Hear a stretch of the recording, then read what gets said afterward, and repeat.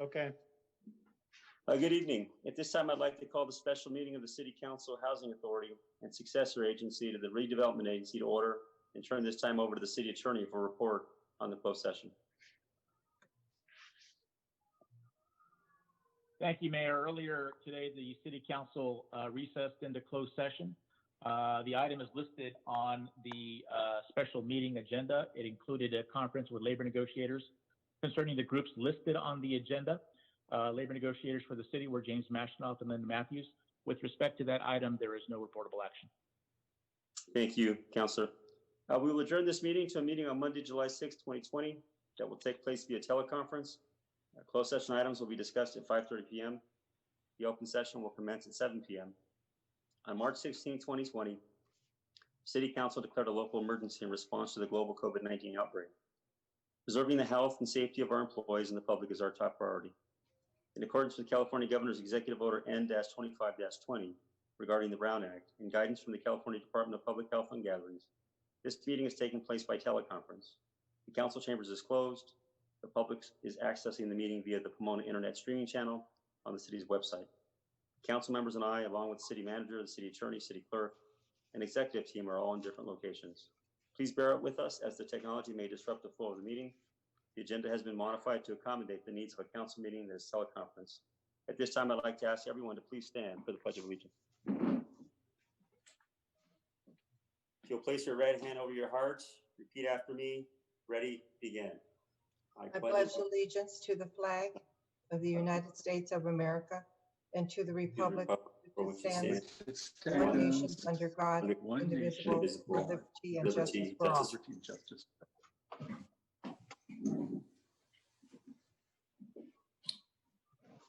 Rosalia, will you please call the roll? Okay.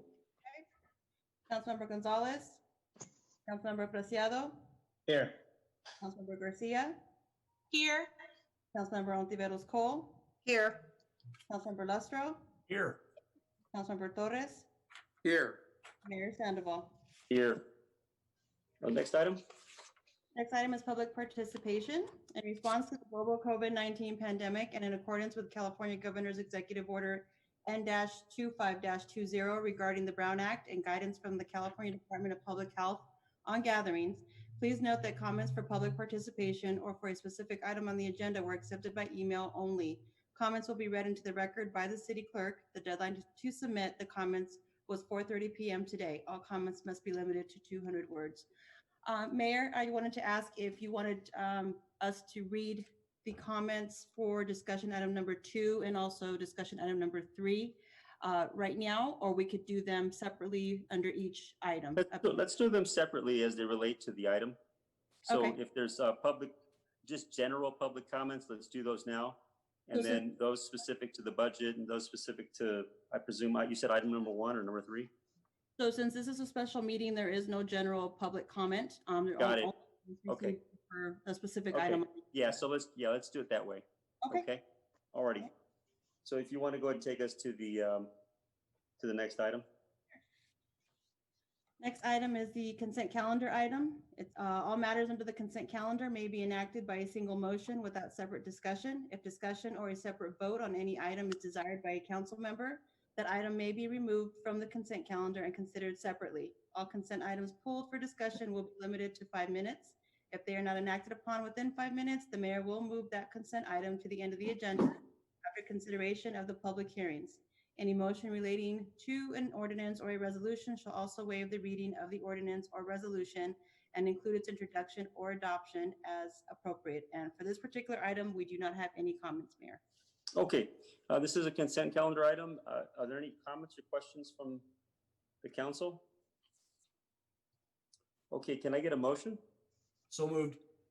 Second, Mayor. Okay, Councilmember Lestro motioned for approval and Councilmember Ontiveros Cole seconded. Can we do a roll call? Absolutely. Preciado? Yes. Garcia? Yes. Ontiveros Cole? Yes. Lustro? Yes. Torres? Yes. And Sandoval? Yes. Okay, next item. Next item is discussion calendar item number 2. It's the approval of the fiscal year 2020-21 City of Pomona operating budget, Housing Authority budget, 5-year capital improvement program budget, and establishing the 2020-21 gain appropriations limit. And we do have speakers for this particular item, Mayor. Okay, do you have an approximate number, just so we have a sense of what we're looking at? Let's see. That's okay. Let's just go ahead and just go ahead and start reading. That's okay. All right, thanks. Okay, I'm going to have Development Services Director Anita Gutierrez also assisting me today with the Thank you, Anita. Okay. The following individuals submitted the following comment below, and these individuals are Denise Sandoval, Jenna Hoover, Edward Diaz, Emily Miranda, Georgina Ruiz, Paola Bees, Marisol Jimenez, Sergio Sanchez, Pamela Bees, Ashley Romero, Denise Moreno, Melissa Arias, Vanessa Chavez, Jacqueline Calderon, Monica Bell, Rosa Osegueda, Isabella Chavez, Monique Huacayo, Emily Ramirez, Emily Turner, Evelia Rocha, Juliana Pina, Randy Miranda, Bethlehem Martinez, Juan Miranda, Vanessa Mercado. And the comment is as follows. We demand action for Black lives and youth in the city of Pomona, and we demand city officials to prioritize the voices of the working class community. The voices of the people need to be acknowledged and not dismissed or ignored. Currently, your budget heavily supports Pomona police and therefore upholds white supremacy and its damaging effects. What has been approved in prior city budgets is no longer meeting the needs of our Pomona community, and you, as city appointed officials, are accountable to move us forward towards a better future. We need long-term solutions, and we need to address the systemic oppression. The demands are: 1, fund the police and allocate funds specifically supporting the Black community. Can be achieved by creating a new program that serves Black families only, listen to Black voices, and have Black-led initiatives that can create support to the Black community based on their identified needs. Number 2, instead of funding school resource officers, invest in the lives of youth, families, and children. Instead of the current policing happening in our schools, fund and wellness, healing opportunities, hire counselors, social workers, mental health professionals. The following individuals submitted the following comment. Georgina Ruiz, Monica Arredondo, Isabel Vargas, Melissa Michael, Lorena Sigifredo Ruiz, Lilia Lopez. I'm a resident and or business owner of this city and believe we can reimagine a better Pomona by redirecting our attention from policing our neighbors and neighborhoods to investing in them instead. I urge the council to direct city staff to study what a redirection of funds could mean for our Pomona families and Black families specifically. I urge the council to direct city staff to study the responses of the housing survey done regularly to see what community needs could be met by redirecting PD funding there instead. The following individuals submitted the following comment. Wendy Melendez and Michaela Melendez. Dear Pomona City Council members, I'm a resident of Pomona. I am writing about the city budget proposal. I'm asking that the Pomona City Council make a more overt and visible commitment to racial justice. I demand that the budget vote be delayed so that council may find ways to redirect money away from the Pomona Police Department's overinflated budget. I urge you to pressure the city manager's office towards an ethical and equal reallocation of the city's expenditures away from PPD and towards sectors that facilitate the dismantling of racial and class inequality. Research shows that a living wage, access to health services and treatment, educational opportunity, and stable housing are far more successful at reducing crime than police or prisons. Source: Popular Democracy. As such, I demand more aggressive financial support be directed to those areas. Do not forget our poor communities and communities of color who are disproportionate targets of police violence. Justice will only be served when the police are reformed, and this will not be possible until we defund them. We must bring the focus back to the poor and disadvantaged youth of Pomona. Can I count on you to consider an alternative budget that puts a focus on social service programs and programs for our low-income youth and the people of Pomona? From Adriana Pinedo. Good afternoon, Mayor and City Council members. I'm writing to you again to reiterate the need for our city to reevaluate how and where we spend city dollars, particularly the funds allocated to policing. For many, many years, community members have been asking that we invest more deeply and intentionally into our families and youth. For years, community members, residents, agencies, etc., have tried through different programs and initiatives to soothe these needs, but we seem to be missing an integral piece. Often, ownership in these initiatives is the missing piece, or not enough community voice. Well, here we are, and community is speaking and speaking loudly. I urge you, as our leaders, to listen intently to what our residents are really saying, and for you to take that into consideration as you settle on our operating budget for the next fiscal year. I recognize our nation is illuminating the issues with flawed and oppressive systems, and that restoration is long and hard work, but I trust our city is in it for the long haul. Next comment is from Dakota Fabro. My name is Dakota Fabro. I'm a resident of Pomona, California. As a resident of Pomona, I believe the city budget should reallocate funds from the police and mobilize these funds to support Black communities, housing, employment, youth, queer resources, and the creation of a safety response team. The residents of Pomona deserve a healthy community. From Billy Lopez. Hello, my name is Billy Lopez, and I am a longtime resident in Pomona from District 6. I am saying what we as citizens of Pomona are calling for the Pomona PD to be defunded. We want more money to be poured into our education system for our youth, mental health services, and homelessness outreach too. These are just a few ways we can change the way we view safety in our communities. Policing was an old way of looking at the world, and it clearly shows that it's not working for us, and we need to change it. We demand for a better Pomona now. If not, we will put those in office who will reflect our needs and values. Defund Pomona PD now.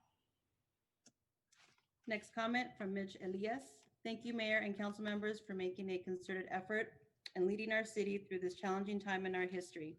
In reviewing the proposed budget, I noticed that certain funds directed to Pomona PD will be reduced for fiscal year 2020-21, which encompasses 15 less sworn positions and a reduction in the homeless outreach support team program. While it may appear to be the socially responsible thing to do, my concern is that the quality of life of residents throughout the city of Pomona will further deteriorate. Remember, for a city the size of Pomona, Pomona Police Department is well below the national average per capita of sworn officers. With that being said, the city of Pomona has a greater demand for services than the average city due to the various degrees of crime and other challenges, which puts a larger strain on the already understaffed department. Reducing funds to the Pomona Police Department may only exacerbate the problems our city currently has. Again, thank you for all of your dedicated work and tireless hours during these trying times. From Francis Kim. My name is Francis Kim, and I've been a resident of Pomona for over 10 years. I was in Claremont for nearly 20 years before moving to Pomona. I'm at 3636 Sumner in Pomona. I'd like to express my support for Pomona City Council members to vote to defund the police and divest the money into programs including affordable housing, public gardens, mental health care, community services, public school support, and literally all other sectors other than funding the police. Thank you for listening to your constituents and making us proud. Paige Bruin says, hello, my name is Paige Bruin, and I am a 30-year resident of Pomona.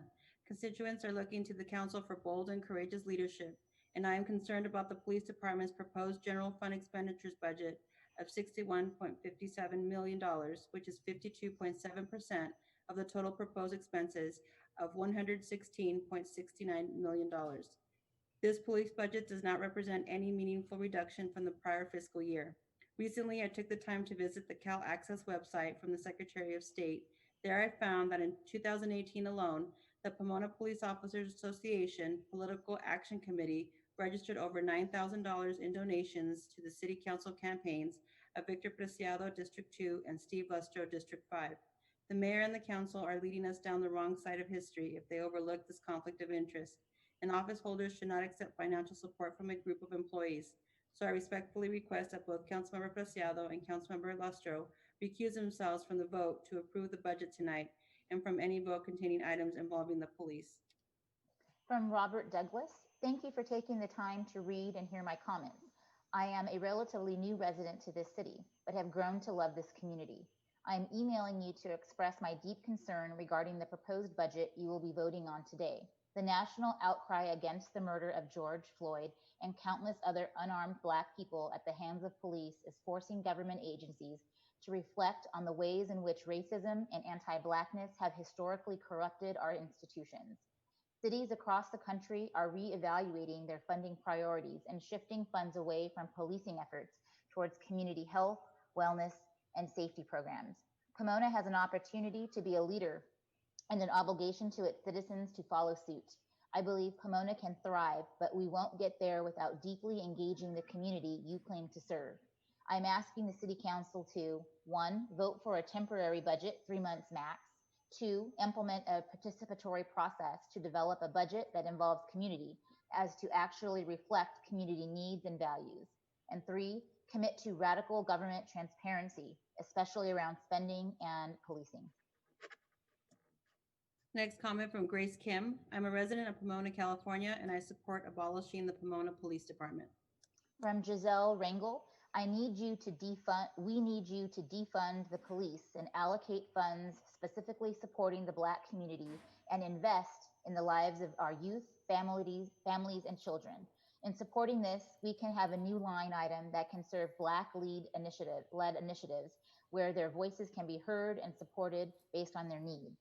In investing in our community, we can create and fund wellness opportunities by hiring counselors, mental health professionals, and more in our schools. I demand action for Black lives and youth in the city of Pomona. We need our voices and our youth to be acknowledged and not dismissed during this historical movement of our lifetime. Currently, your budget substantially supports Pomona PD rather than having this money be reallocated to the community of Pomona. In that support alone, upholds white supremacy and its damaging effects that our community and many other many other people are faced with on a daily basis.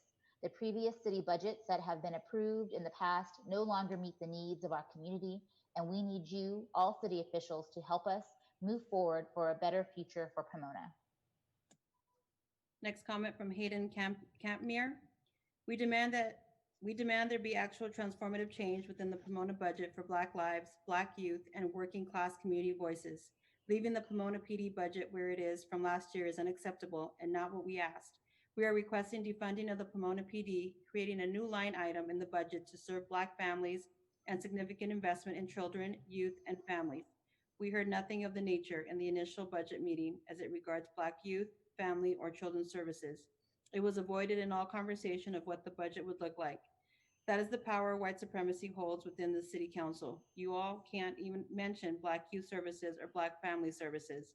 You all skipped over it entirely. Check yourselves. Defund the Pomona PD and reallocate. Put the separate line for Black family services on the budget, Black family services and Black youth services.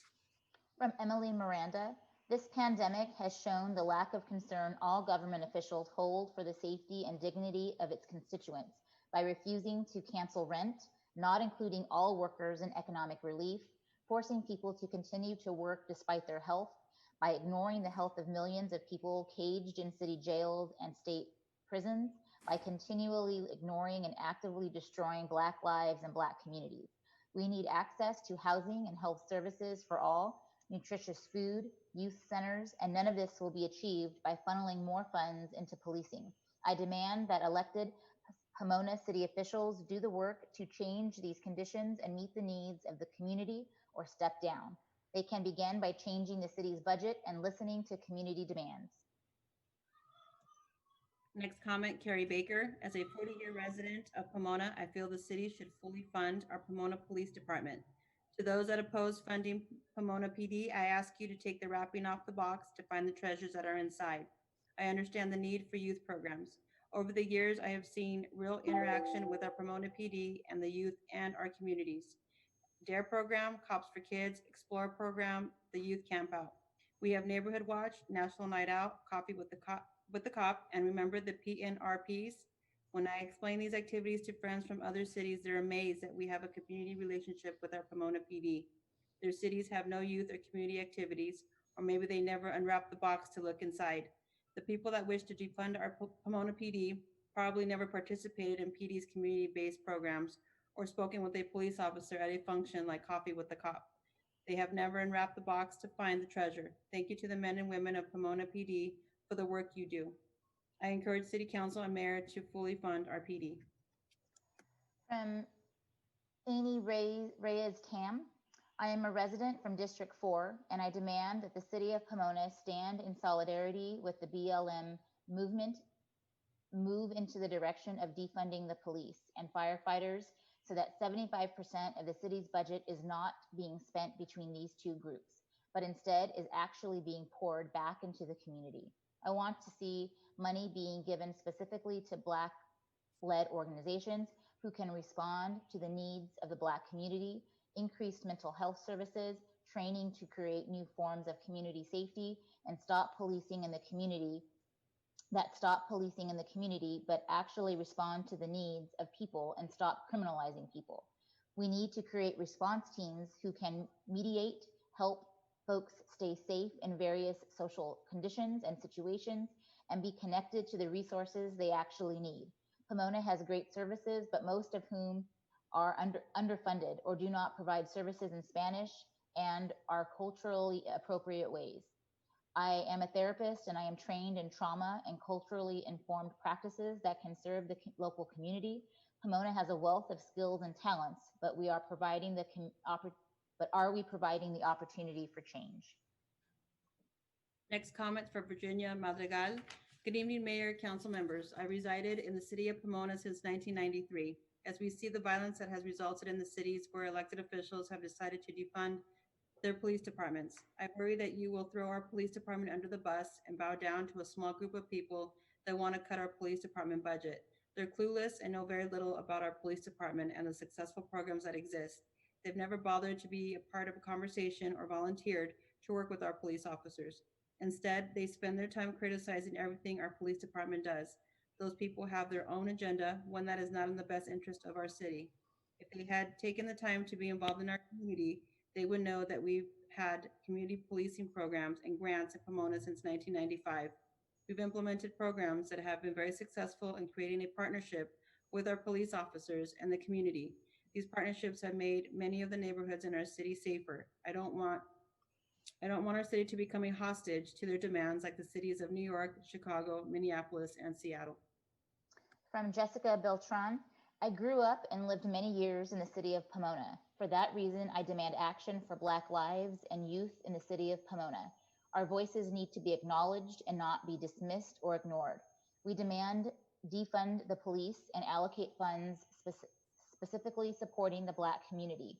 We can achieve this by listening to Black voices and have Black-led initiatives that can create support to the Black community based on their identified needs. Instead of funding school resources, officers invest in the lives of youth, families, and children. Instead of the current policing happening in our schools, fund and create wellness, healing opportunities, hire counselors, social workers, mental health professionals. We need to be heard and make changes. Hank Funk says we need to review police budgeting thoughtfully, which will remove some of their duties and transfer them to other departments which may not need to be armed, while keeping trained sworn individuals, for instances, where they are necessary. However, I do not agree with calls to defund the police. Indeed, reductions in the police budget often affect civilians who can relieve burden of officers in report taking and administrative tasks. It is known that Pomona's officer per capita ratio and spending per resident is below the national average and well below that of surrounding cities. Pomona is not an overpopulated city. A bottom-up approach to community shall be implemented during the next fiscal year to determine the services the public wants to be provided by the police department and other services which could be provided through other means. Also, if we are going to have a strong civilian oversight commission, like has been proposed and is present in many larger cities, they would need to be funded to properly investigate incidents involving officers. I urge City Council to pass the budget with the freeze on spending increases and use the following year to obtain feedback about the future of the police department, rather than rush through a budget cut, which could have detrimental impact to public safety. From Antonia Bias, I grew up and still a current resident of the city of Pomona. As a taxpayer for the city of Pomona, I urge you that more funds go towards education, mental health, and lower income families of the communities. We need to educate our city into becoming a mature in the future and not intimidate with police presence. We need more business owners, more quality educators, and community involvement in the city. As a resident of the city for many years, I have been on the wrong side of the department's mistakes, and by increasing the budgets, the department is becoming more dominant and have never suffered consequences for their actions. It is time for the city to spread the budget of the future in a more justified way. Next comments from Cheryl Simples. This online comment procedure is very discouraging and not easily accessible to all Pomona residents. I see this as an attempt to further silence the voice of the unheard and neglected of the city.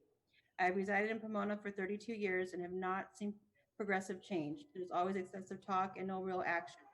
This is not the time for business as usual. The city budget should reflect the needs of all Pomona residents, not just law enforcement and other city officials who most likely don't live in Pomona. During these changing times, we all find ourselves making adjustments. The city budget also needs adjusting. Our poor library needs more funds. Our marginalized seniors need better services and healthier food. There is a great need for public restrooms and more mental health programs. Millions of dollars are spent every year on various projects and so-called repairs. Why does Pomona look and feel the same? That's it for now. Thank you. From Yesenia De La Torre, I am a Pomona resident living in District 6.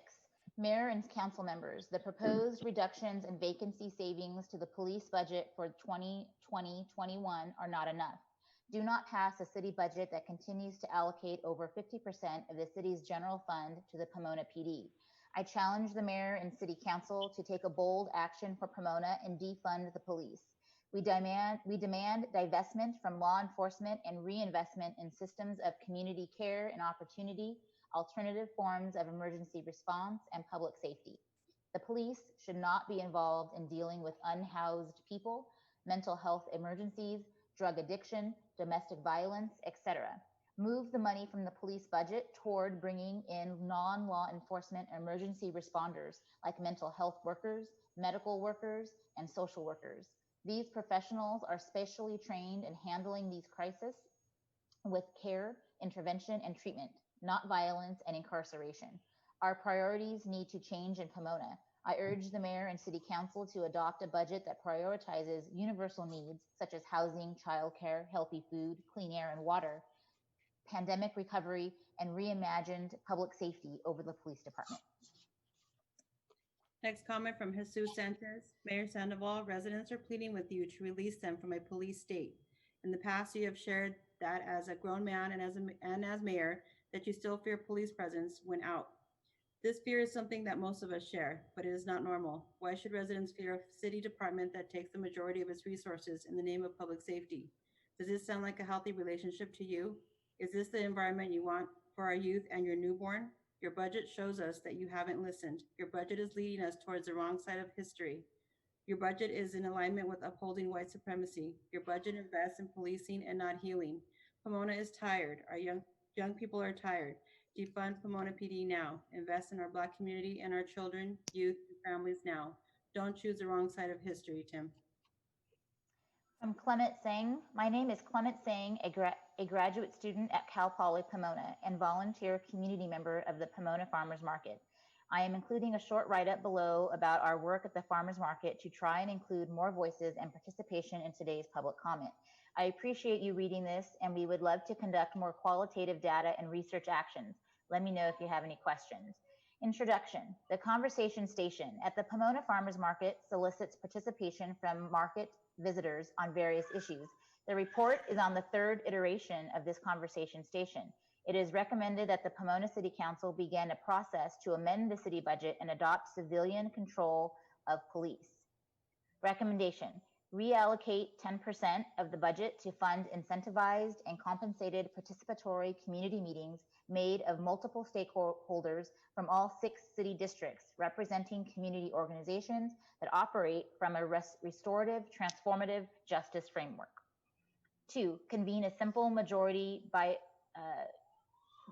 BIPOC study working group task force regarding of citizen status and hold weekly public forums and meetings to receive community input and engagement. Check in next month on progress and commit to amending the city budget to benefit all equitably. Next comment is from Malcolm Lugo. My name is Malcolm Lugo. I'm in my mid-40s and recently finished 3 associate degrees. I'm now enrolled at Cal Poly Pomona with a year left to complete my bachelor's degree in social work. I moved to Pomona when I was 15 years old back in 1989 and have lived here since. Back then, there was a Black-owned youth organization that helped minority youth find jobs. Due to that program, I worked for the NAACP, DMV, the Welfare Office, and the Public Health Clinic.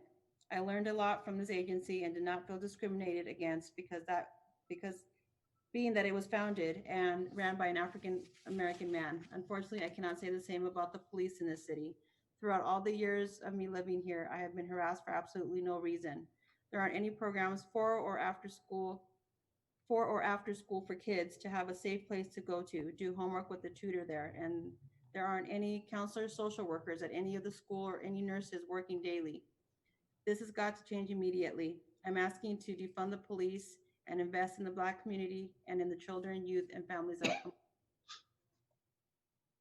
From Fanelli Milan, I am a community organizer in the Inland Empire. As someone who directly benefited from after-school programs in the city of Pomona, I can testify that having access to resources and guidance at an early age can greatly impact someone's life. I'm writing today to ask you to please reconsider the increased allocation of our city's budget to the Pomona Police Department. I strongly disagree with the plan to allocate more than half of the city's budget to law enforcement. I suggest that you listen to our petition to defund the Pomona PD and create a new line item in our city's budget to invest in our youth and serve our Black community. Thank you for your time. Aaron Runyon says, good evening, City Council. Why must $62 million be given to armed enforcers of white supremacy, private property, gentrification, and heteropatriarchy? Why must it be given to those who enact toxic masculinity, to those who harass and criminalize youth in our schools, the unhoused in our parks, street artists and vendors on our streets, and people in their homes? As a city and as a community, we deserve more. If the mayor and city council need to defund the Pomona Police Department by half and reinvest in a better Pomona, youth in the city have been calling for Black youth and family programming with space and resources for youth programs, recreation, mentoring programs, cooking programs, alternative economies, composting and gardening programs, and more. Wellness centers and wellness programs with trauma and social justice informed therapy and distribution of resources, a space and a center to provide housing and care for our homeless Black, Indigenous, person of color, and queer youth, community gardens in every park with paid positions, internships, and city-funded water, arts and culture, including public Black and brown youth-led mural art in parks, accessible art classes, reclaimed spaces, and accessibility pathways in all spaces. From Ellie Oboski, I live and work in Pomona, and I'm calling on City Council to commit to changing the budget to reflect our city's values. People want change. Approve a budget that temporarily reallocates 10% of the budget from the police department to participatory budgeting for a month. Convene a simple majority BIPOC study working group task force, regardless of citizenship status, and hold weekly public forums and meetings to receive community input and engagement. I made a list based on conversations with 16 people of the Pomona Community Farmers Market and of what they asked funds to be reallocated from the police to: youth, police accountability, food access, studying mental health issues and addiction, mental health services, basic services, services and resources for people who are homeless, libraries, community services, better schools, teachers, roads, water quality, better, safer streets, senior centers, healthy food education for people on welfare, community gardens, studying why people call the cops for and developing alternative services, activities for children, and parks. I heard people have a different idea about what public safety looks like. Putting people in jail is not fixing our problems. To create a safe and vibrant community, we must invest in our future. Next comment is from Chris Briggs. My name is Chris Briggs and I live in Pomona. I'm asking the city to consider redirecting our budget from policing to more restorative justice practices. I believe city officials should respond to the input coming from people of color in our community. Thank you. From Bradford Reed to the City Council. I have lived in Pomona for 16 years. I am disconcerted by the high percentage of our city's budget which goes to our police. I would challenge the good people of the council to think strategically about reducing allocation to the police so that other programs may enjoy a larger slice of the pie. We all want a safer city, but many have come to question having the police as nearly the sole tool for accomplishing that. Indeed, many have come to perceive the police force of this size counterproductive to that very goal. Let us diversify our toolbox. Pomona might become an even better place to live if eventually we saw the police force only needing a third or less of the budget. Next comment from Katie Reese. My name is Katie Reese and I live in Pomona. I'm calling on the City Council to redirect funds from the police department budget to more restorative practices. Police officers merely respond to crimes. Having access to community resources prevents crimes. Pomona would greatly benefit from choosing to reallocate our money to funding more beneficial programs instead of funding police. From Eli Feldman. To Pomona Mayor Tim Sandoval, City Council members, City Manager James Maxinoff, and Finance Director Andrew Mulberry.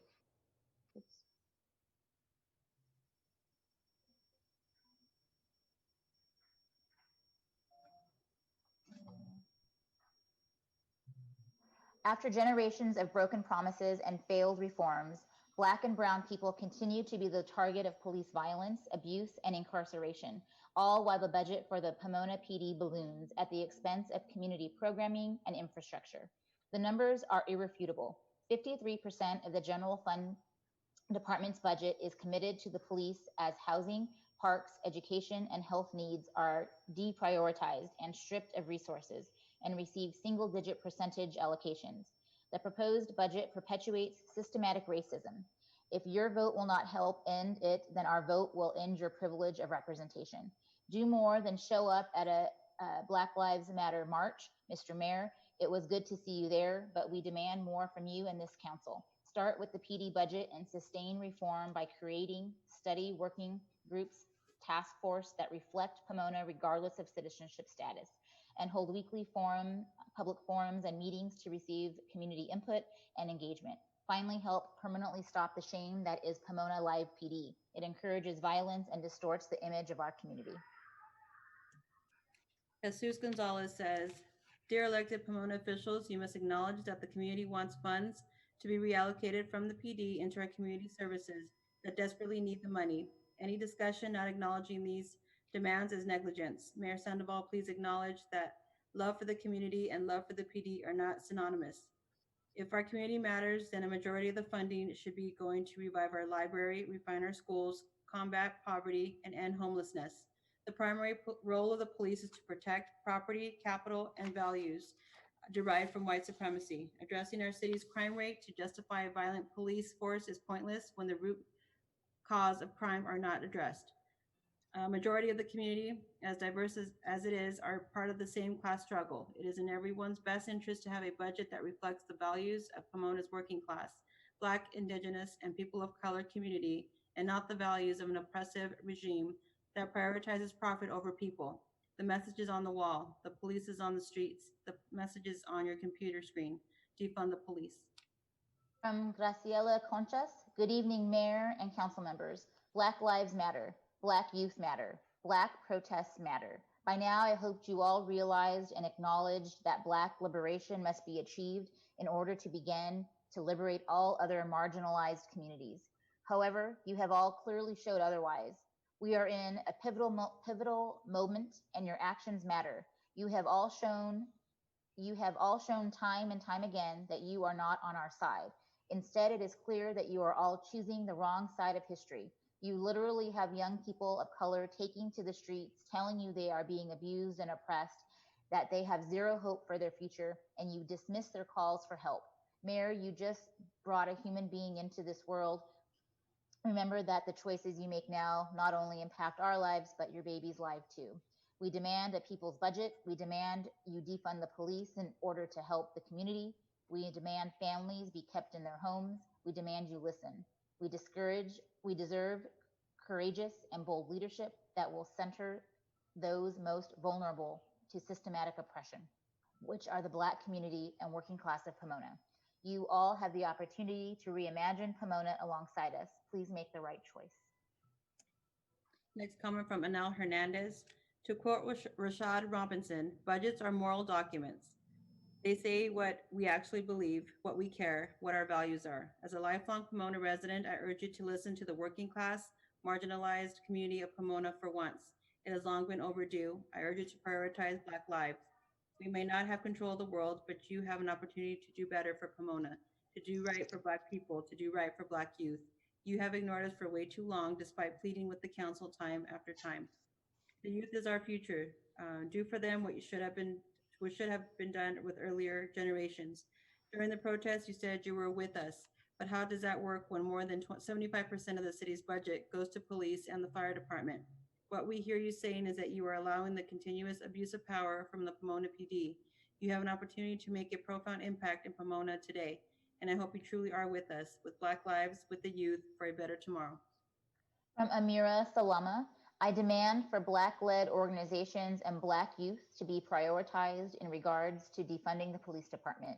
I am calling on you to support the safety rather than the harm of minorities and marginalized groups that have been violated by the police department. I believe that distributing resources that will help amplify and give good resources will help those Black voices that have felt powerless for too long. By defunding the Pomona PD, there will be more opportunities for the safety and mental health of Black lives. For example, by investing in mental health professionals and counselors, there will be more resources that are accessible for Black youth. Elizabeth Brooks says, Dear Mayor and members of the Pomona City Council, we, the undersigned, encourage you to support the Pomona Police Department. Defunding the police is a breach of public trust. The citizens of Pomona are depending on you to provide the protection they deserve in their homes and businesses. An increase of our tax rate was just approved by the voting residents of Pomona in hopes of hiring more police officers. Outside influences should be sent home to destroy their own communities, not ours. We have great regard for our local law enforcement who not only police our community, but work with our youth and their programs. Lawlessness cannot be tolerated by communities of faith and prosperity. We have worked diligently since our charter was signed to be a city of law and order. You were elected to represent us in the endeavor to live and work in a lawful community. Do not allow the despicable behavior of a few around the country be welcomed here. We encourage that you not divert funds from the Pomona Police Department to social programs. The members of the Pomona Police Department have earned our respect and deserve the loyalty and support of the community. Thank you. From Danny McCoglin, what are the police going to do this year? I personally delivered a report to the police department on the 2017 incident and told we don't accept those. It would be a 4 to 5 hour wait to talk to an officer. I suggested call me and I will come down to the department, and again, we don't do that. So who do we turn to? We turn to our elected officials for help. So myself, along with the rest of the community, are scared and our house is going to burn down.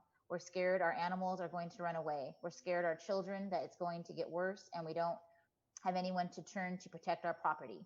Hundreds of residents are concerned, as you know, and we elected you to address these kind of problems. I realize times are difficult now, but we need something of a plan for this disaster waiting to happen. Fines, confiscations, it's time the citizens take back their town, and for once we get ahead of the problems that persist in the community. Transportation accountability productivity equals a successful, motivated municipality, one that starts at the top so that the citizens' quality of life glows for the betterment of the community. And Mayor, that was the final comment for this particular item. Let me unmute myself. I just want to acknowledge everybody who spoke both at the last meeting and this meeting regarding our budget, regarding how we spend our dollars.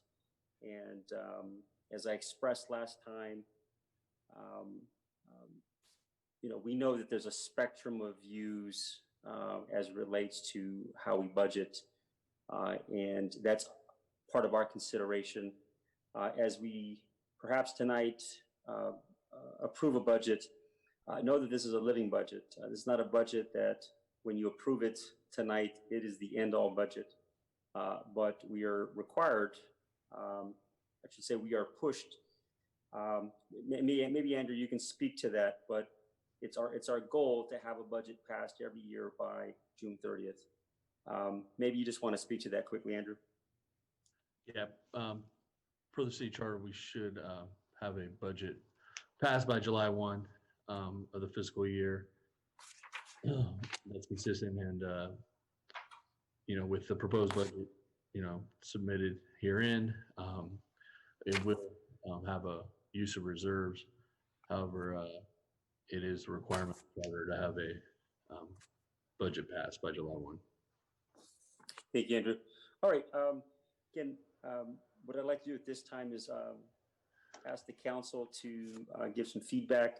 A lot of what we did last week was to provide some direction to Andrew and his team. They put together a staff report that reflected those changes.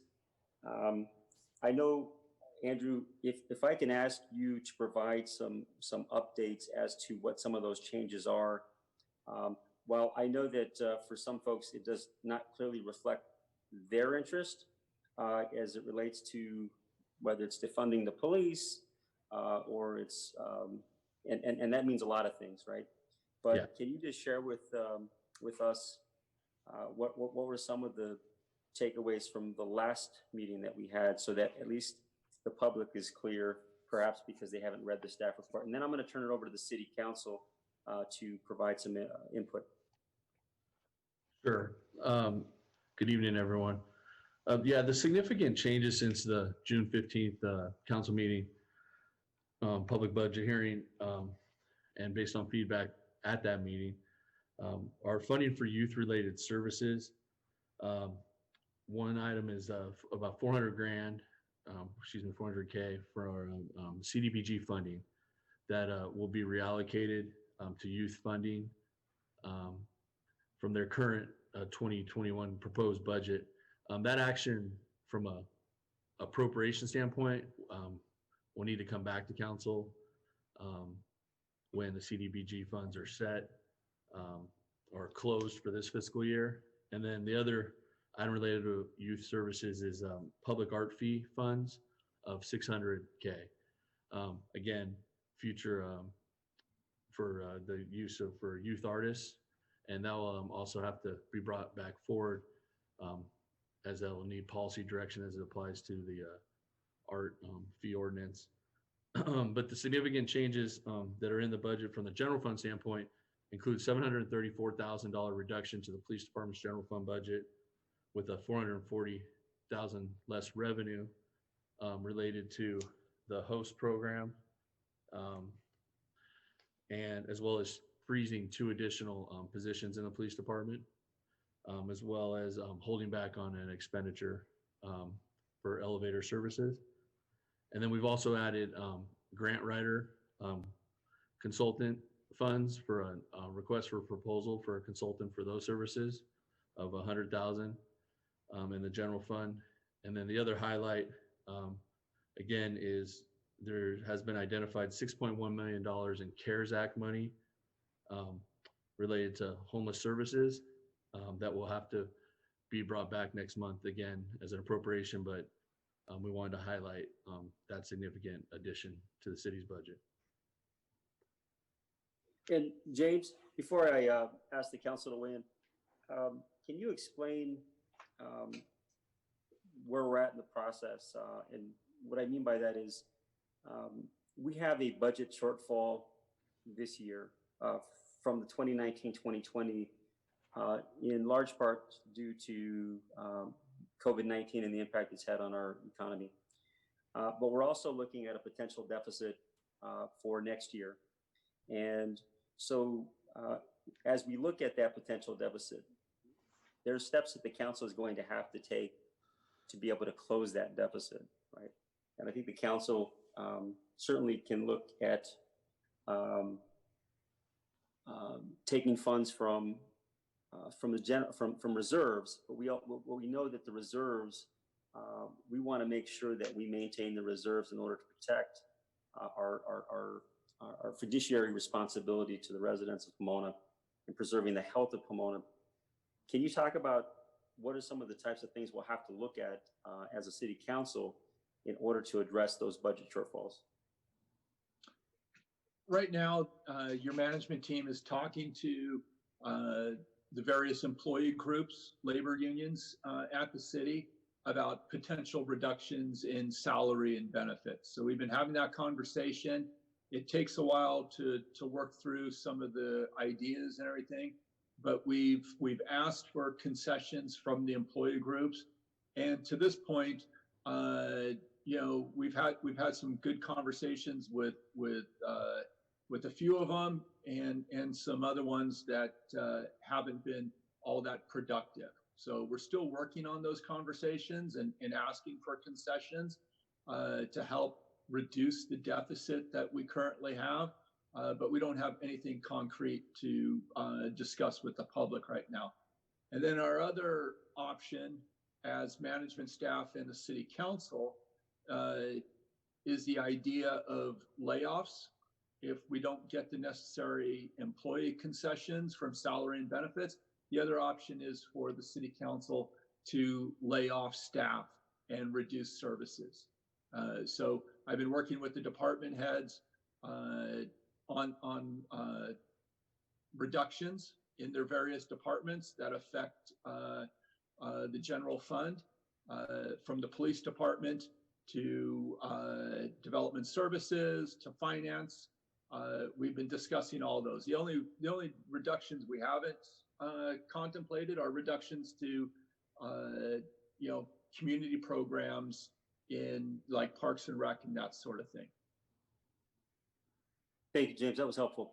Okay, I'm going to go ahead and ask the council to go ahead and offer any input at this time. Councilmember Prestella, we're going to start with you, and then we'll work our way down to Councilmember Torres. Tim, first, I was curious. Last meeting, we talked about a task force, and I was wondering if you can reiterate the task force that you mentioned last time.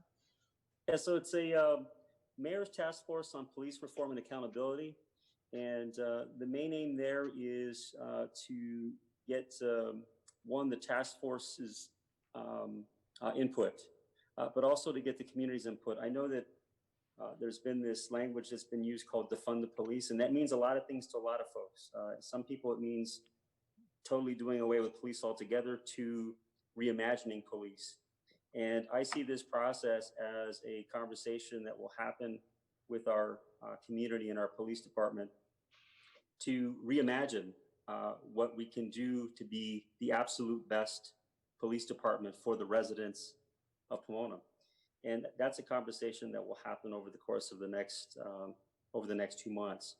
So for example, when I talk to the chief about mental health workers and social workers, I think there's a perception that doesn't exist in our PD. The question, it does. The question is, and I think people are saying is, do we need more, right? Do we need more social workers? Do we need more mental health workers? We're asking police to go out there and deal with people with drug addiction. We're asking police to go out there and deal with homelessness, right? These are things that have increased the responsibilities of our police department. Should they be doing those types of things, right? And if they're not going to be doing those types of things, who is? Where's that funding going to come from? These are all part of what I envision as part of a community input. Certainly we'll have people from the community participating on that task force. And I think it's an important step that needs to be taken so that we address some of the issues that folks have raised with their comments. I hope that's helpful, Victor. Yes, sir. Thank you. Thank you for everybody that submitted a comment, and I jotted down a couple of notes from those comments. And one of the things that really stands out to me and everybody that's speaking is, they continue to talk about education and like funding public schools. James, can you maybe elaborate with everyone on what the difference is between the city and the PUSD school board? Sure, council member. A little bit about property dollars as well. Yeah, when a property owner in Pomona pays their property tax bill, the money gets divided up, and a lot of people think that every dollar they spend goes to the city of Pomona. But in the city of Pomona, when you spend $1 on property tax, I think the city gets about 23.5 cents that comes back for city services. Conversely, for the school district gets about 35 or 36 cents of every dollar that you spend on property tax. So the school district gets a lion's share of the property tax dollars being spent, being provided by property owners in town. I forget what the budget is for the school district because they're a separate entity, but I thought someone told me that the school district budget is close to $400 million for Pomona Unified. And the city budget, the general fund budget for the city of Pomona is about 120 million. So you can tell that Pomona Unified School District, their budget is much larger than the city of Pomona. And I noticed there was a comment about the school resource officer that was, I heard over and over again in the comments. And, you know, we do provide school resource officers to Pomona Unified, but that's something that they help pay for and provide funding to the city to pay for those school resource officers. And those school resource officers are there basically at the invitation of the school district. It isn't like the city is sending police officers to the school district. We're there to make community outreach.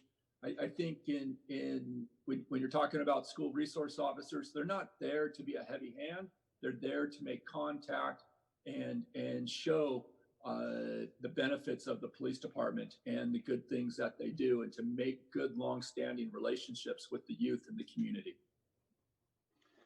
Thank you. I mainly wanted to state that for an education purposes and clarification purposes, but as well as every single voter and every single person in the city of Pomona should be paying attention to that a lot more, because it's a partnership in the city that everybody here has to work together in.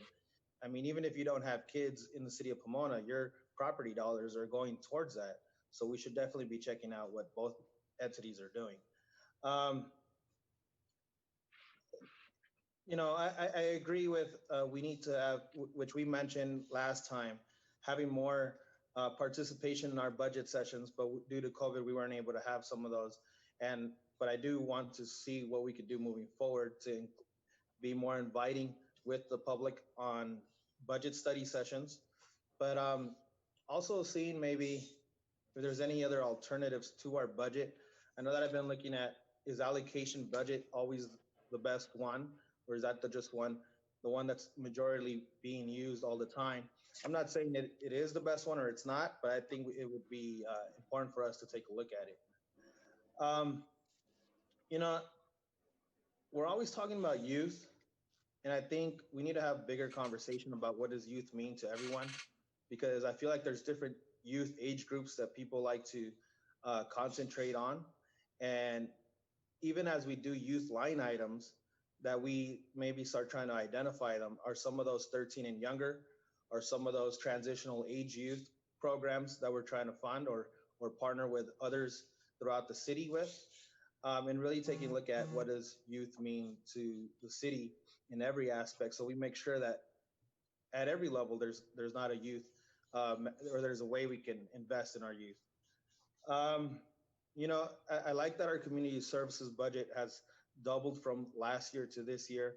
And I know that I've talked to Benita about working on our parks master plan again. I can't wait to see that get going again, because that's going to allow us to do a lot more programming in our parks so that youth at every level have something to do after school or at any time in the city, and seeing how we can move that forward.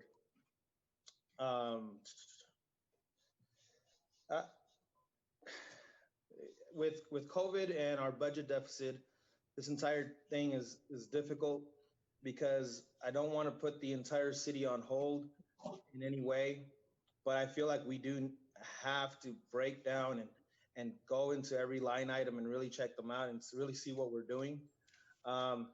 There's still so much more that we need to work on. One thing that I don't want from our city, and thinking about some of the events that we talked about at our last meeting, which is the camp out, the coffee with a cop.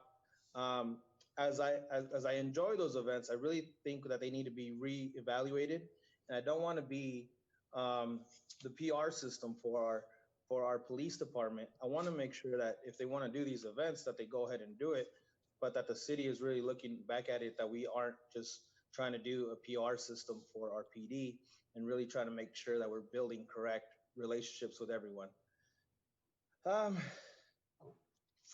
curious to hear from my colleagues. And then not to mention that when you call this a living document, it's really difficult to make the decision in July, even though that's when the fiscal year ends, because it's all estimates and the actuals don't even start coming until August or late July and August.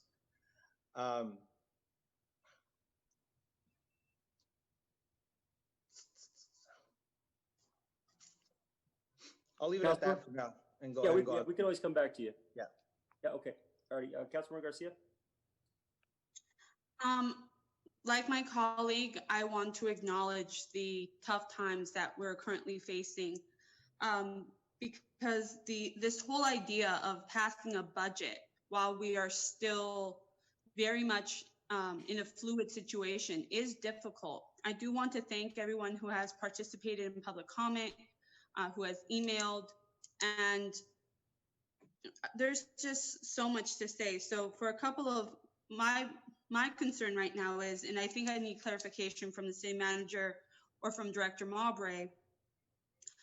City manager, Director Mowbray, in my head, I have the rough estimate that the city is facing an $11 million budget shortfall. Over $5.5 million of that is for the 2020-2021 fiscal year. Is that correct? Councilmember Garcia, we're projecting a current deficit in the current budget year of 1920 of almost $6 million. We won't know the exact amount of that deficit until probably mid to late August. And at that point, and that's all due to COVID-19 and a reduction of revenues and so forth from that. And then at that point, because the budget year is already over, then we will have to use a portion of our reserves to balance out our budget or our checkbook per se for that fiscal year. Then going forward on July 1st of 2020 for the 2020-2021 budget for this next fiscal year from July 1st to June 30th, we're projecting another deficit of close to $5.9 million. That's in front of you tonight for approval. And then throughout the year, as we talk about this, we can make changes to the budget either through program reductions, staff reductions, or compensation reductions if the employees are willing to do that. But right now you're looking at a $5.9 million budget deficit going forward on July 1st. And we can approve that deficit knowing that we have that, but we still have to work to close that gap or eliminate it over the year. And we'll have opportunities to do that. And we'll continue to bring, as we discussed in closed session, some ideas tonight. And we'll fine tune those ideas as we move forward for the council to consider and adopt at a later date. So there is nothing we can do tonight. $6 million will be taken out of our reserves for the 2019-2020 fiscal year, correct? Correct. That ship has sailed, so to speak. That ship has sailed. And then we're going to cross our fingers and hope that we can bring down the 5.9 anticipated budget shortfall for 2020-2021. And I want to make this really clear to everyone because many people out there seem to point fingers at City Council. This $5.9 million deficit for 2020-2021 is COVID related. The $6 million for 2019-2020 is COVID related. If COVID would never have happened, we would not be dipping into our reserves, correct? Well, I think, Councilmember Garcia, when you go back to the first City Council meeting of March, and Director Mowbray did the mid-year budget review. At that time, before the effects of COVID were fully known, and we shut down the economy and so forth. At that time, we were projecting about a $250,000 budget surplus for this current fiscal year. And basically, on March 17th, thereabouts, when we shut down and sheltered in place, we basically fell off a cliff revenue-wise. Through no fault of the city council, through no fault of the staff, through no fault of the public. That's just the cards that we were dealt, and we have to play them. I completely understand and agree. And what you're telling me, or what Director Mowbray indicated earlier, is that we have reached out to our staff and our union members and asked them to work with us to bring down this $5.9 million deficit. And so far, we have gotten a maybe. Is that fair? From myself, Director Mowbray, and Director Matthews from HR have met with the employee groups and asked for them to partner with us in solving the problem. And to this date, we have had mixed messages from them if they want to assist or not. And so we're working through that. We've also talked to a large part of our budget increase this year was due to a 5% plus increase from LA County Fire Department. We have also discussed with them reducing their budget, which their budget increase was $1.6 million.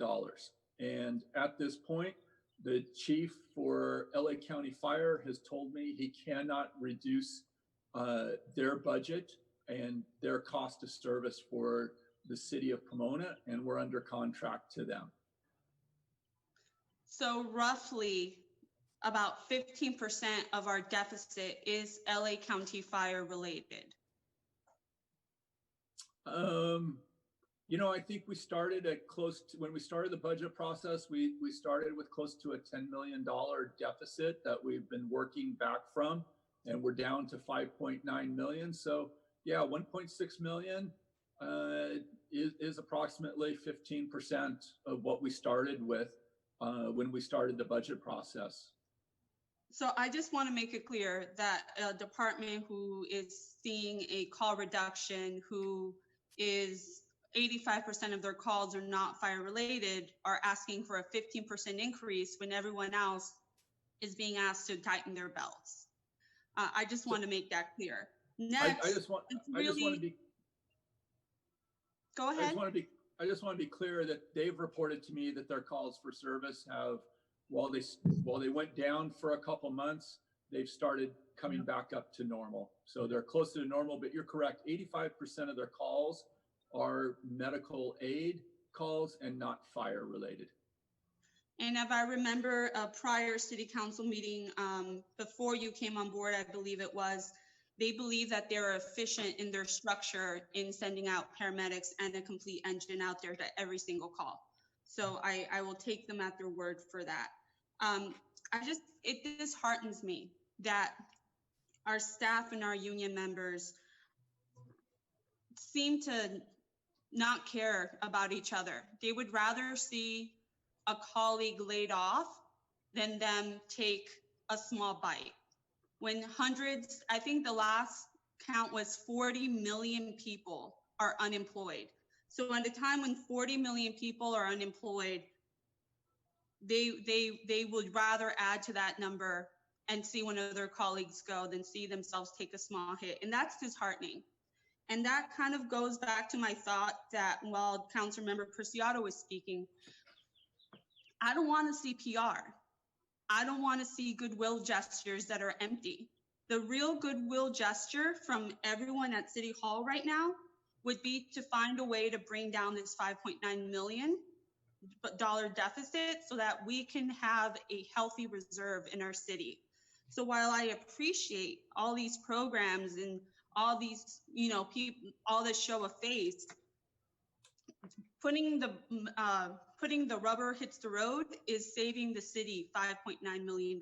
And that's disheartening to me. It truly, truly is. Because $11 million from our reserves in 2 years, it boggles my mind. And what is even more disheartening is that I know that the only reason we even have this $11 million and we will avoid the city going into bankruptcy is because the city has done such a good job at saving since 2008, 2012. So I just really want to reiterate for all of the residents at home that we do not want to lay off employees, but if the majority would rather save themselves, then we're going to have to do that. And that I don't want to see a reduction in staff. I know how tight we are. I know how hard our employees work, but we need to all be team players, and I'm just not seeing that. I think I've said enough, and this is going to be a hard decision, and I thank you. Councilmember Ron Navarro-Cole. Thank you, Mayor. Yeah, this is a very hard hit for the city of Pomona. For one thing, we are proposing the $750,000 cut from the Pomona Police Department. And this is how I see it. This is how I feel about that. We have a hard time getting a police officer on a call. It takes minutes, maybe hours.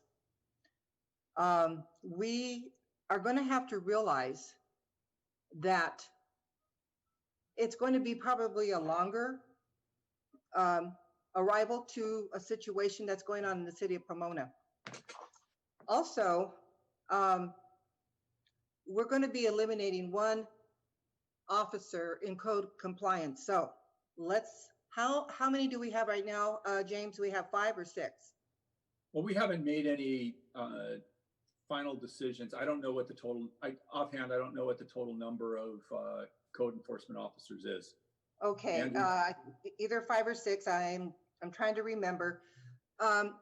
And they have enough to do. They have enough on their plate. So we're going to have to realize that some of these issues that we're dealing with right now with code compliance and people not getting, the service that they claim, for a cleaner, a better looking city of Pomona, then I think we need to prepare ourselves for that. The COVID-19 has affected us greatly. It's something that we did not plan on. This is something that has affected us. We worked very hard to gain that reserve of $22 million. And now we're going to have, and I'm very disappointed that we're going to have to eventually take a cut of $11 million out of our reserves, because I've said this so many times. Once you start getting into that reserve, you're going to see it dwindle. You're going to see it disappear, because this is what happens. This is what happens. And this is not any fault of our own, unfortunately. People are concerned about the police programs, being very much involved with the police programs for the kids. I mean, they have gone far above and beyond trying to create something for our kids of all ages. The national camp out, drug programs, all of these things. There's something to say about that, because we had a comment, a public comment, that one of their police departments, they don't have these programs, and yet we do. We are concentrating on our youth. And again, as Council Preciado said, what age group? I think it affects all of them, even from Head Start, because these are initially family recreations. These are initially things that have been created by the Pomona Police Department to keep our kids out of trouble, to keep our kids out of gangs. All of these things are reflected what the youth could be involved in. And to be involved in these programs, and if we have to look at it again and maybe make some type of change, it may take something away from these programs. I would rather keep, personally, this is how I feel, to freeze the budget for our police department, continue on with that police department budget as it is now, and go from there. I think this is very important. I think a lot of people feel that way. We're hearing a small portion of what our city is. Our city is the largest, the 7th largest in the LA County. That's saying a lot. We have a lot of responsibilities. We have things that are happening in the city of Pomona. We're building up the city, and now it's going to take a little bit of more of a deterioration, unfortunately. I'm disappointed myself, Council Garcia, for what is happening with our negotiations. Our negotiations is to help out the city as a whole. Unfortunately, there's some people, some employees that are not willing to negotiate. And that's a hard hit for me too. We're going to have to give up some employment. We're going to have somebody go on unemployment because some people are not willing to work with the city. And another thing that regarding we had that initial program that former Chief Oliveri brought in for the reporters. We hired 7 of them or something like that for police reporting. Is that going to be something that we're going to cut out? And also, yes, Liz, sir. Yes.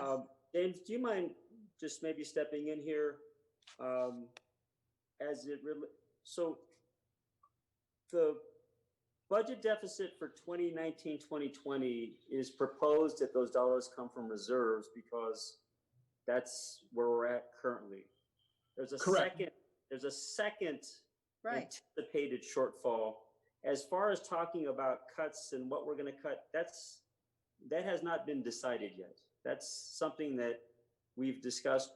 There's been some discussion on that, but I don't think, James, maybe if you just clarify, I think we have to be really careful talking about what cuts we're going to make without having formally discussed that in open session. I don't think that the cuts, any cuts that staff has shared with the council in closed session are ready to be discussed in open session, because those are still things that eventually we're going to have to talk to the bargaining groups about. And so we have to be very careful in open session right now what we're talking about. You have a budget before you that has $750,000 in reductions to the police department that I know Chief Ellis can talk in more detail about if that's what you want. But the deficit budget is about $5.9 million. And James, just so I can maybe help Councilmember Ontiveros understand this, is that 750,000 is for the 2019-2020 deficit, right? No, that's for the 2020-2021 budget. Okay, but the council is going to have to consider potentially more cuts beyond right? that. Yeah. So for the public that is seeing us perhaps approving a budget today, there are still decisions that we're going to have to make at the next council meeting and the council meeting after that, based on continue ongoing conversations with the bargaining units. But if that doesn't materialize, then the council has to make some really tough decisions about cuts. And the staff, each department looks internally and they make recommendations and we go back and forth. But at the end of the day, if things continue on as they are, and we anticipate not this current 2019-2020 deficit, but this 2020-2021 deficit, is we are going to have to make some hard decisions, which is very likely going to mean layoffs. But we shouldn't be talking about specifically what types of layoffs may happen, because that has not been discussed yet. No. And what in open session. The budget tonight is reflective of the comments that the mayor and the council made at the last meeting, where you asked us to take the police budget and make it in this coming fiscal year equal to what the last fiscal year was, without any increases. So that's what Chief Ellis and Director Mowbray have provided you with this evening, is a police budget that is equal to last year's police budget, and that's a reduction of $750,000 in expenditures. Right. And James, while we have not finalized what those cuts are going to look like, because it's an ongoing conversation, right, is we can anticipate, if things continue as they are, that there will be cuts to police, there will be cuts to other departments on top of what we've already doing, on top of what we're already initiating tonight, correct? Correct. Okay. Just so the public knows that it isn't, when people hear $750,000, there is more to come, but there's an ongoing process that we have to go through to get there. Correct. Okay, Mayor. Yeah, exactly. I mean, these were my own thoughts initially, and you know, the comments that Council Garcia made in regards, I concur with her as far as the taking the hit, as she said, a small hit. So, you know, these are my thoughts, and you know, basically this was something that when we had our last city council, was something that that I was considering in my own mind, my own thoughts as a council person and also as a resident. You know, how is it going to affect our city? How is it really going to take a hit on our city? And so that is my comment, you know, so it basically was a personal opinion. So thank you. Thank you, Councilmember Roscoe. And just real quick before I go on to Councilmember Lestro, Councilmember Garcia made a point about potentially having to go into reserves both this year and next year. And I just want to clarify that if the city council didn't do any cuts, then we would have to go to our reserves. But we are going to have to look at least in my view, as much as I do not want to see cuts made to a staff that's already stretched as it is, that if we don't use reserves, then we will have to lay people off. So Councilmember Garcia, that point about 11 million, that's just if we used all our reserves to cover any potential cuts. Now, keep in mind, this does not include any potential dollars that could come from the federal government or the state government. We are not counting on those dollars, but should those dollars come, that would change the equation as to what we would do as a city. Is that fair to say, James and Andrew? Yes, that's fair. Okay, alrighty. Councilmember Lestro. Thank you, Mr. Mayor. I want to thank my colleagues for their comments. You've each taken a little bit of my fire away, but when you represent D5 and you go down the line, that's kind of how it works. But I do agree with virtually everything that has been said right now. But I want to start off by saying that, and it was touched on a little bit, I believe that when we first started talking about the 2021 budget and the impacts that COVID was going to have on it, we were looking at, I think, about a $10.2 million deficit estimated. And in response to that, all of the department heads were asked to step up to the plate and do what they can in their respective departments to try to whittle that 10.2 million down as far as we can. And as everybody has heard tonight, we're down now to 5.9 million. So we've knocked off over $4 million off of that deficit. And I do want to point out, because I know there's a lot of folks in the community that have talked about the police budget, and you've heard that what is being proposed, at least now anyway, is give or take is about the same as the 2019-2020 budget. But what I do want to point out is that I believe that over $3.5 million has been knocked off the original proposed police budget for 2020, 2021. And there have been also reductions in all of the other departments as well. So I want to thank all the department heads for making those tough cuts. It's never easy, and usually they come at the price of either human capital services to the community, neither of which we want to give up. But that's where we're at right now in a situation that wasn't caused by certainly by any of us or our community or anything locally. Want to go back to some comments that Councilmember Garcia made with respect to trying to solve this problem, at least partially anyway, as a team effort. I was a department head in a neighboring city, as many people know, back in 2007, 2008, when we dealt with the beginning of the Great Recession. And we were challenged with similar issues with respect to trying to deal with some quick reductions in the budget because of deficits that were happening very fast and that we had to deal with very quickly.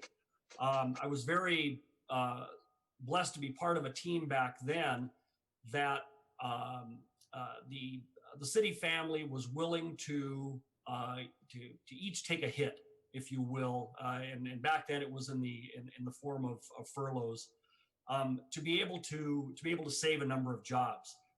Were there layoffs? Yes, there were, but they were minimized by by staff's willingness for everybody to take a little bit of a hit, so that not as many people would be affected in being sent home in the organization. I share Councilmember Garcia's feeling and position that that's something that I'm hoping to see here. I know that we're not looking at that right now because there's been mixed reaction from our employee groups. I'm hopeful that maybe some of them will reconsider, because that would help make a difference and would potentially reduce the impact on maybe hard decisions that the council would have to make later on, to send people home, which none of us want to do. So I kind of touching on something that the mayor said earlier in the comments is that I want to just say to everybody that, the budget is a living document. Any action that we may take tonight or at next week's council meeting may not be the final action on what will happen with the budget during this coming year. I was encouraged in closed session that staff is looking at additional ways to try to shave something off of the existing $5.9 million deficit. I've made it no secret over the last couple of meetings that I have no interest in funding that entire deficit out of our reserves. We're going down a dangerous path if we start doing that. We have no choice but to fill this year's gap, 2019-2020, with $5.9 million out of our reserves. I don't want to do the same thing again for the 2021 budget. And so I'm encouraged by staff trying to take a look at what our options are. None of them are going to be easy decisions, but I think we need to do what we can to minimize the amount of funding that we're going to take out of our reserves to try to fill that gap. And I share my colleagues' optimism is there may be some incoming funding either from state or federal government that might help us fill the gap. But as Mayor Sandoval said, we can't count on that. It'll be nice to have it if it does come in, but we can't plan our budget around something that may or may not happen. I have two questions for staff on the agenda report tonight. The first question, since it's listed under Public Works, Renee, I guess it would be for you. On page 5 of the agenda report, it talks about $120,000 reduction in the HEART program. And then it goes on to say that that budget amount exists to supplement the oath budget should it experience a shortfall. And it indicates that in the current fiscal year, that I guess there was no shortfall and that we didn't have to expend any of that money. my concern is that the HEART program has been so vital to this community and has looked very positively amongst our residents. I want to make sure that I understand this correctly, that the expectation is that HEART is going to continue to exist in its current form into the new fiscal year. Yes, thank you, council member. Your expectation is correct. The HEART Oath program will continue as it has been. The $120,000 that was originally budgeted in there was a supplemental, just in case, kind of a fee or fund there. Fortunately, the grant monies that the city has received and the police department has received have been enough to continually fund that program in its current existence. And we felt we didn't need that $120,000 because the grant funds that they do have are sufficient enough to keep that program going as it has been. Thank you very much. I'm happy to hear that. You're welcome. My second question, and I guess, James, I'll direct this at you. On the bottom of page 9, and it was touched on very briefly about receiving a little over $6 million in CARES Emergency Solutions grant funding, and fingers crossed that we get that. My question is that since this funding is listed as specifically for eligible homeless services and including homeless prevention, can any of that money be used to supplant funding that is either in, like, say, the neighborhood services budget or public works or PD budgets that are being used for those specific services at the current times? And where I'm going with this is that if we can use some of that CARES Act money to supplant any general fund money that is going toward those services right now, might that result in some additional savings to the general fund? I'll let Director DeFrank answer that. She's the guru when it comes to all of these federal funds and all the strings that they come tied with to us. Thank you, Mayor and members of City Council. With the Emergency Solutions Grant, we have very specific eligibility requirements. One of the things that we don't talk about with federal dollars is supplanting, because that we're not to supplant programming with federal dollars. But what we are looking at, the bulk of that, we're looking at in homeless prevention, because what we anticipate is come August, when we have a moratorium of evictions lifted, that we will have many families that, if not for these funds, would end up homeless. And so that's where the majority of the funds are looking at. But we are also looking at areas where we might be able to strengthen what maybe some programming that has been lost. We're also looking to provide a family access center, which is one of the things we don't have in the city. And that would be a place where people could go directly to work with some of the agencies within our community that are there to support families in need. So we will be bringing back the Emergency Solution Grant funds back to City Council with some recommendations. And at that time, we can discuss some of the other areas. Okay. Thank you very much. And I'll just conclude my comments, Mr. Mayor, that I look forward to staff bringing back some additional solutions to us to try to reduce and close that $5.9 million gap that we're looking at for the next fiscal year. That's all I have right now. Thank you. Thank you, Councilmember Lestro. Councilmember Torres. Yes. Just want to thank everybody for making outreach and staying in touch with me via email, social media, getting a lot of positive feedback from people and great dialogue. Strongly support the community. Pomona is a 70% minority city. And I believe we definitely need to be funding programs that support the community. And by putting more money into the residents, into the city, we'll be able to accomplish some of the things that the residents have been requesting and calling for. Reading through the budget over the weekend, I had obviously major concerns. And to put it in a perspective for Pomona residents, virtually every single department in the city will be significantly impacted by this proposed budget. Pomona is being impacted more so compared to other cities. You know, whole 45-minute conversation about how we could have done, you know, a better job of bringing in more business, but that's a whole nother conversation. But, you know, the reality is we are faced with major cuts, right? And the city council will have to make some major decisions. But looking at my time as a member of the city council, I could tell you that I've received many calls, emails, Facebook messages from people who have already been frustrated with the quality and level of service that they receive from the city of Pomona.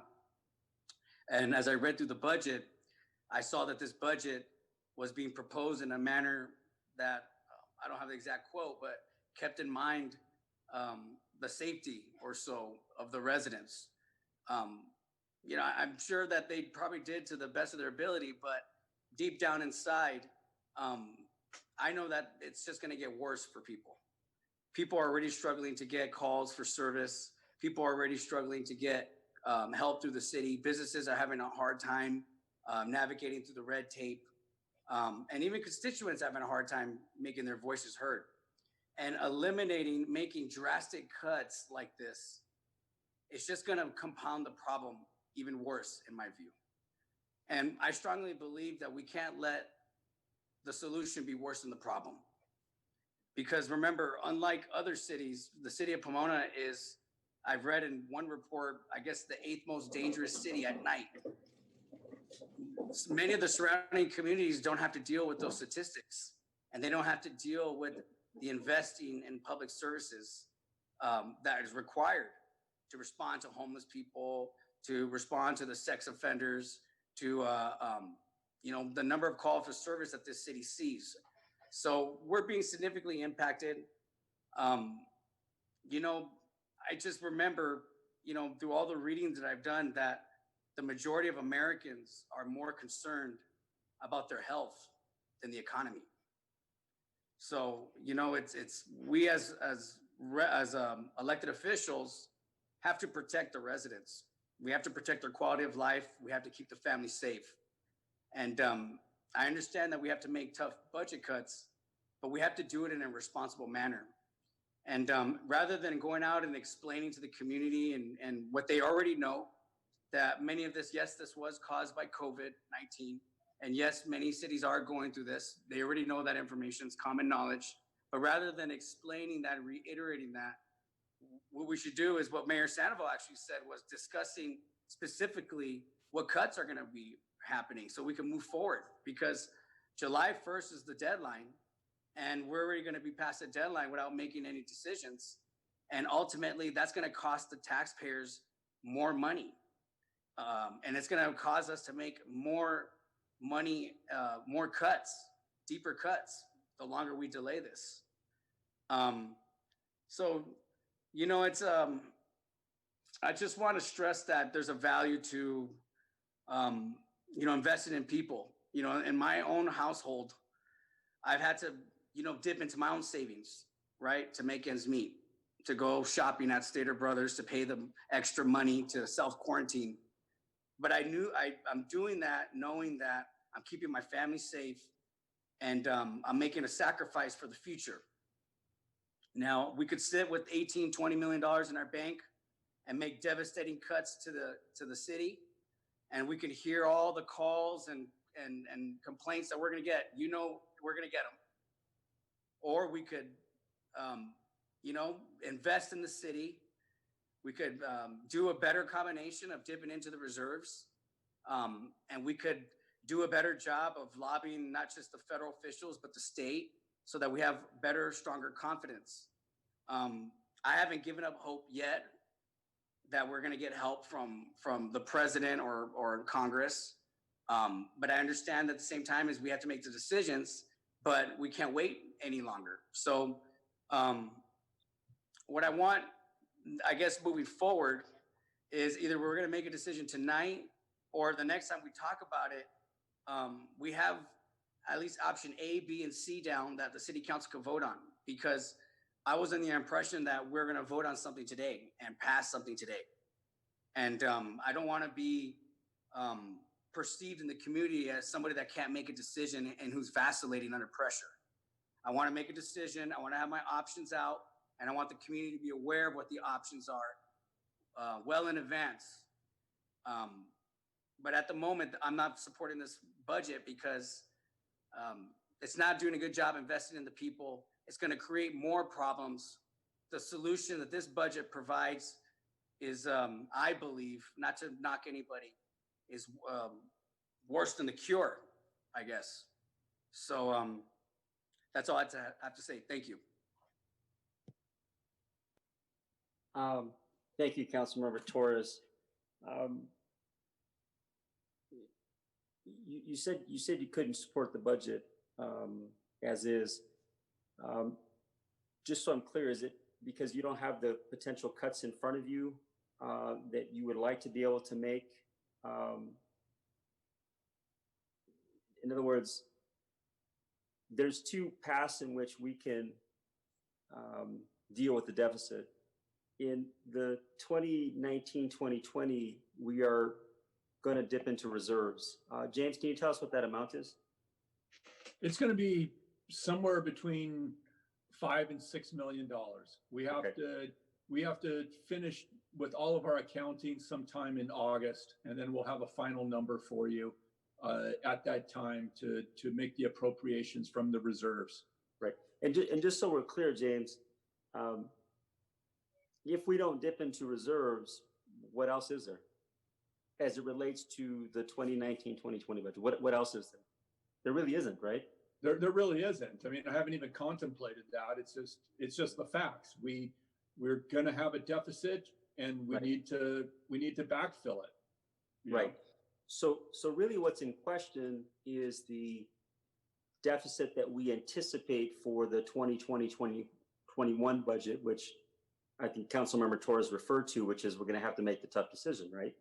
And I think what I've heard from the council is that we may have to dip into some of that reserve, which we've already dipped into the reserves by $6 million to deal with the 2019-2020 issue.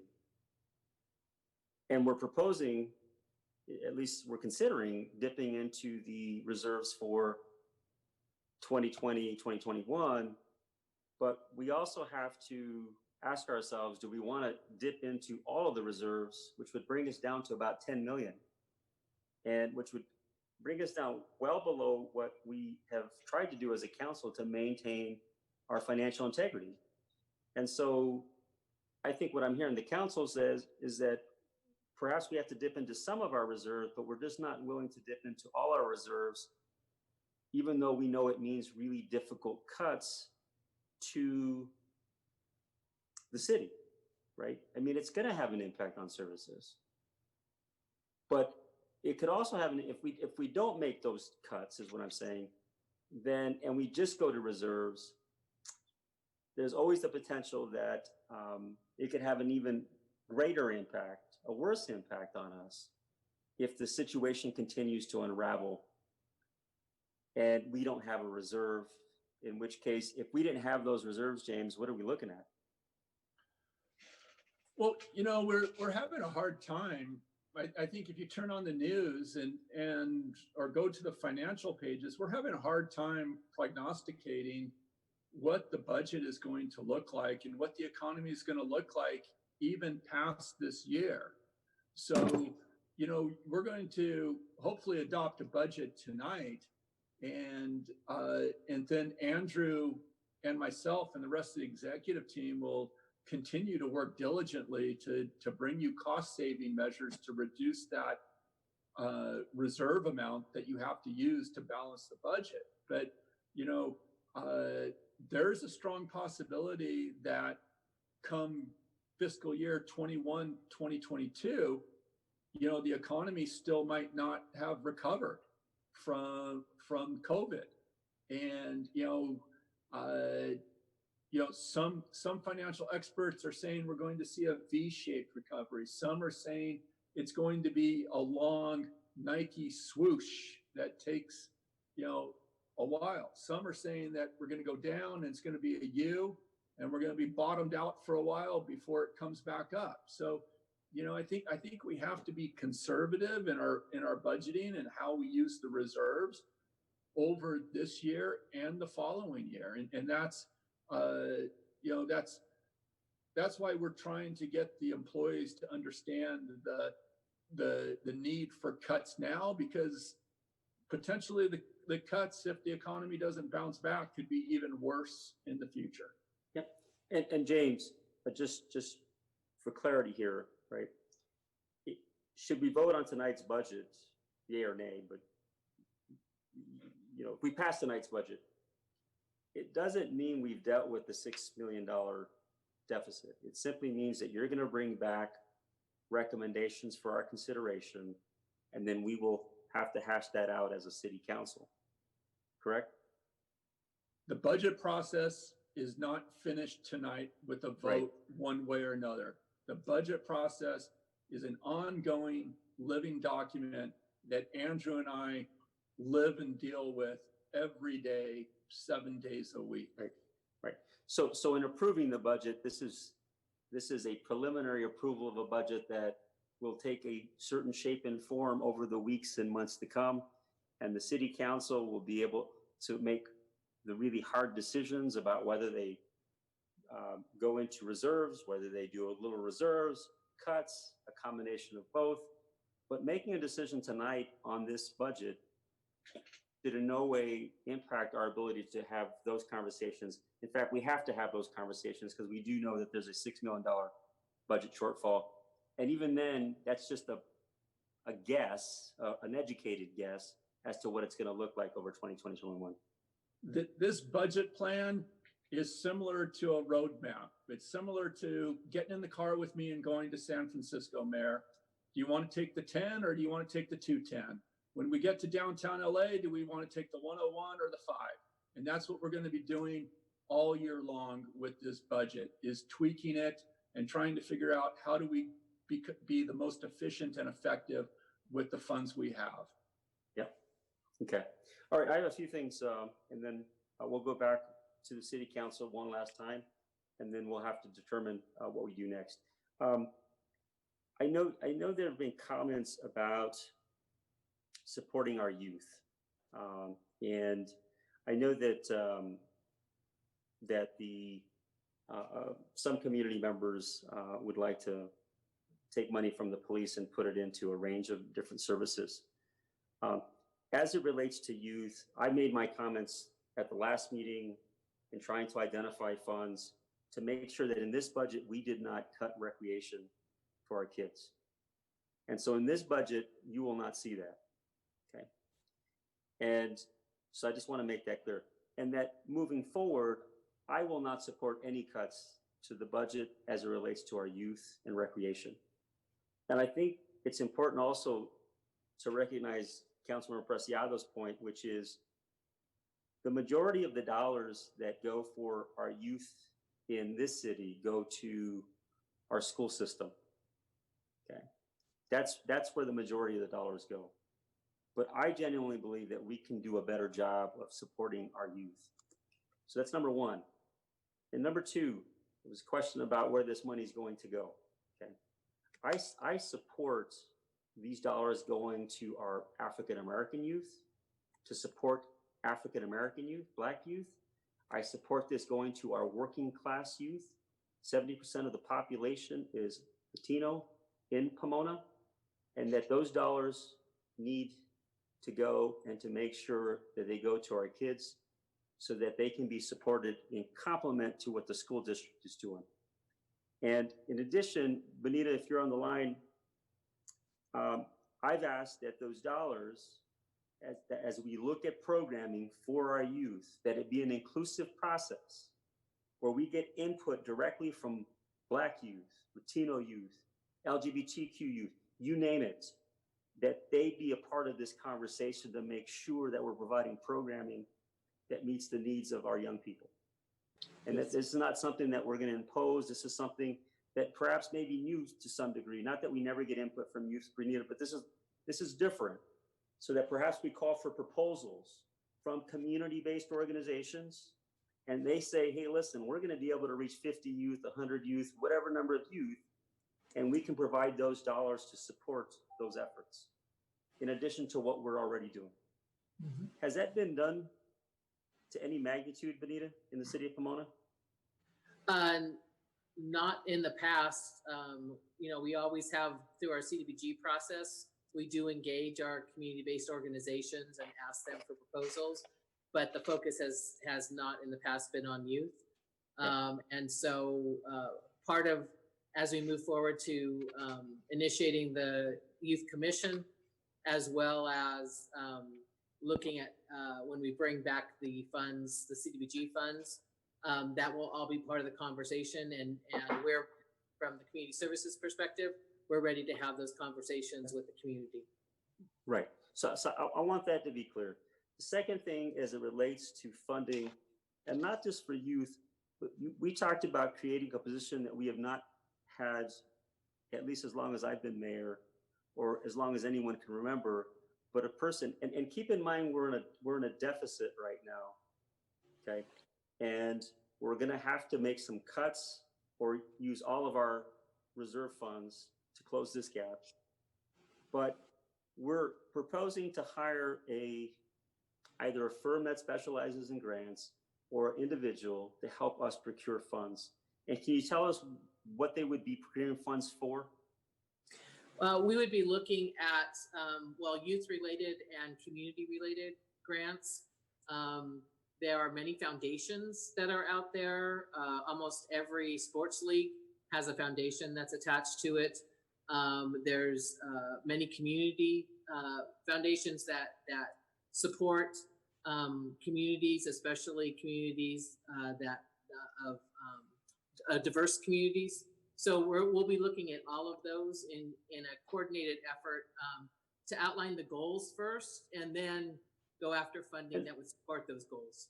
And so there's a lot of really outstanding community-based organizations in our community that are going to be struggling as a result of COVID-19. The funding community is looking very different today than it did 6 months ago.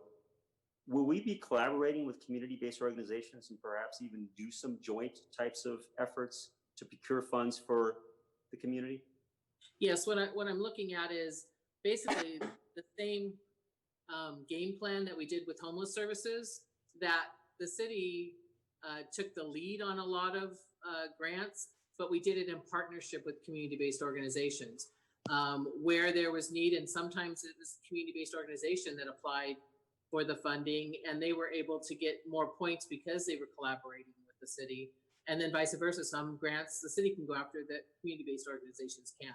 So it's looking at, again, what the goals are, and then who's best positioned to go after those grants, and how do we support those efforts, whether it's from a city or from right. Okay. So and then James, we last meeting, we had approved funds to help us do a review of the fees that we charge for the purposes of procuring more dollars for perhaps for Parks and Recreation. Is that correct? Correct. Last week at the city council meeting, we adopted a fee study that we're going to be working on with a consultant. It's probably going to take about 4 or 5 months to complete the process before we come back to the city council with any proposed changes to our fee structure. Right. And if you recall, James, I think the current fee that we charge is about $650. I think that's correct for park impact fees. I think Director Gutierrez showed that we're charging about $650 for park impact fees, whereas other cities are charging closer to $4,000 per unit. And I think her report showed that, you know, a project in Pomona is, you know, of 100 units per se, is providing us with about $1 million in revenues, impact revenues. You know, surrounding cities are charging close to $2 million for a similar development. So we've kind of been missing out over the years. So we're trying to rectify that. Yeah, exactly. And so what I want to say is that through that process of procuring more funds for our youth and other areas that are critical to this community, and a number of people have stated that, and the police reform and accountability task force, which is going to look very carefully at how we do the work that we do, that's very inclusive, that'll gain community, that will get community input, is that I think we have to be really careful about dividing ourselves at this time. As council, you're all bad and we're all good. Police, you're all bad and we're all good. If we're going to get to a solution, it's going to require us to work together. If we're going to work with community-based organizations that need funding to work with our grant writer, that's a collaborative process. That's a relationship that is not adversarial. That is not a relationship that is, we're going to tear you down. This is an opportunity for us to be able to work together as opposed to just being binary in our thinking. And so I really want to encourage the council to recognize that, right? I totally respect the concerns and issues that community members have about defunding the police. I support the reimagining of what policing looks like in the year 2020. That I can support. I can support a review of how we do things and how we hold people accountable. I can support us supporting our youth, but for folks to expect us to do it all in one session is not realistic. I get your concerns. I can hear you outside my home right now, honking. I can hear you shouting, and hey, I encourage you to do that. I encourage you to protest. But I want you to know that I'm one member of this city council. And I'm talking specifics about things that I think we should do. And I'm going to ask everyone to do that. Okay? Because I put it out there. And I'm not the only person that should be the focus. We are all responsible for this community. And I just wanted to say that. All right. I'm going to go back over to the council members. I'm going to put myself on mute, and let's go back to you, Councilmember Preciado. Obviously, this is a very important discussion that we're having. Councilmember Preciado. Thank you, Mayor Sandoval.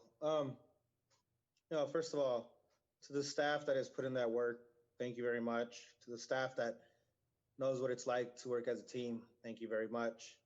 I believe that we really need to do this together. I have a question. And maybe HR could answer. Do we have any meetings coming up with staff this week that will help us get more information about where they stand and input on where they stand? Are you talking about with the labor groups? Yes, sir. Linda, can you elaborate on that? Do we have anything scheduled with them this week? I don't have anything specifically scheduled with them this week, but I can certainly make some phone calls. Well, I would like to hear more from them, especially if we're all doing this together. I think this is a serious issue and there's still a lot going on, and I think it's part of a serious statement. So that's all for now. So, Councilmember Preciado, just so I understand, this meeting was set up to approve a budget. With the understanding that the budget isn't final, it's a living document. Can you just state, are you in support of at least moving forward on our budget? Or just if you can just share that with, just so I have a better understanding of where you're at. Well, there hasn't been a motion made, and I'm working on that. No, I respect that. I'm trying to just make sure that we can move forward with the understanding that what forward means is not this is like etched in stone, that this is a step, and that what we want to do is to continue this conversation simply because we have to, given the fact that we do have a deficit that we anticipate for 2021.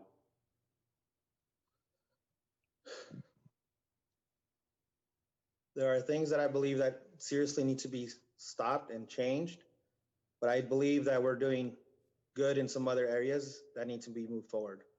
Okay. So in that sense, I'll make the motion to approve it.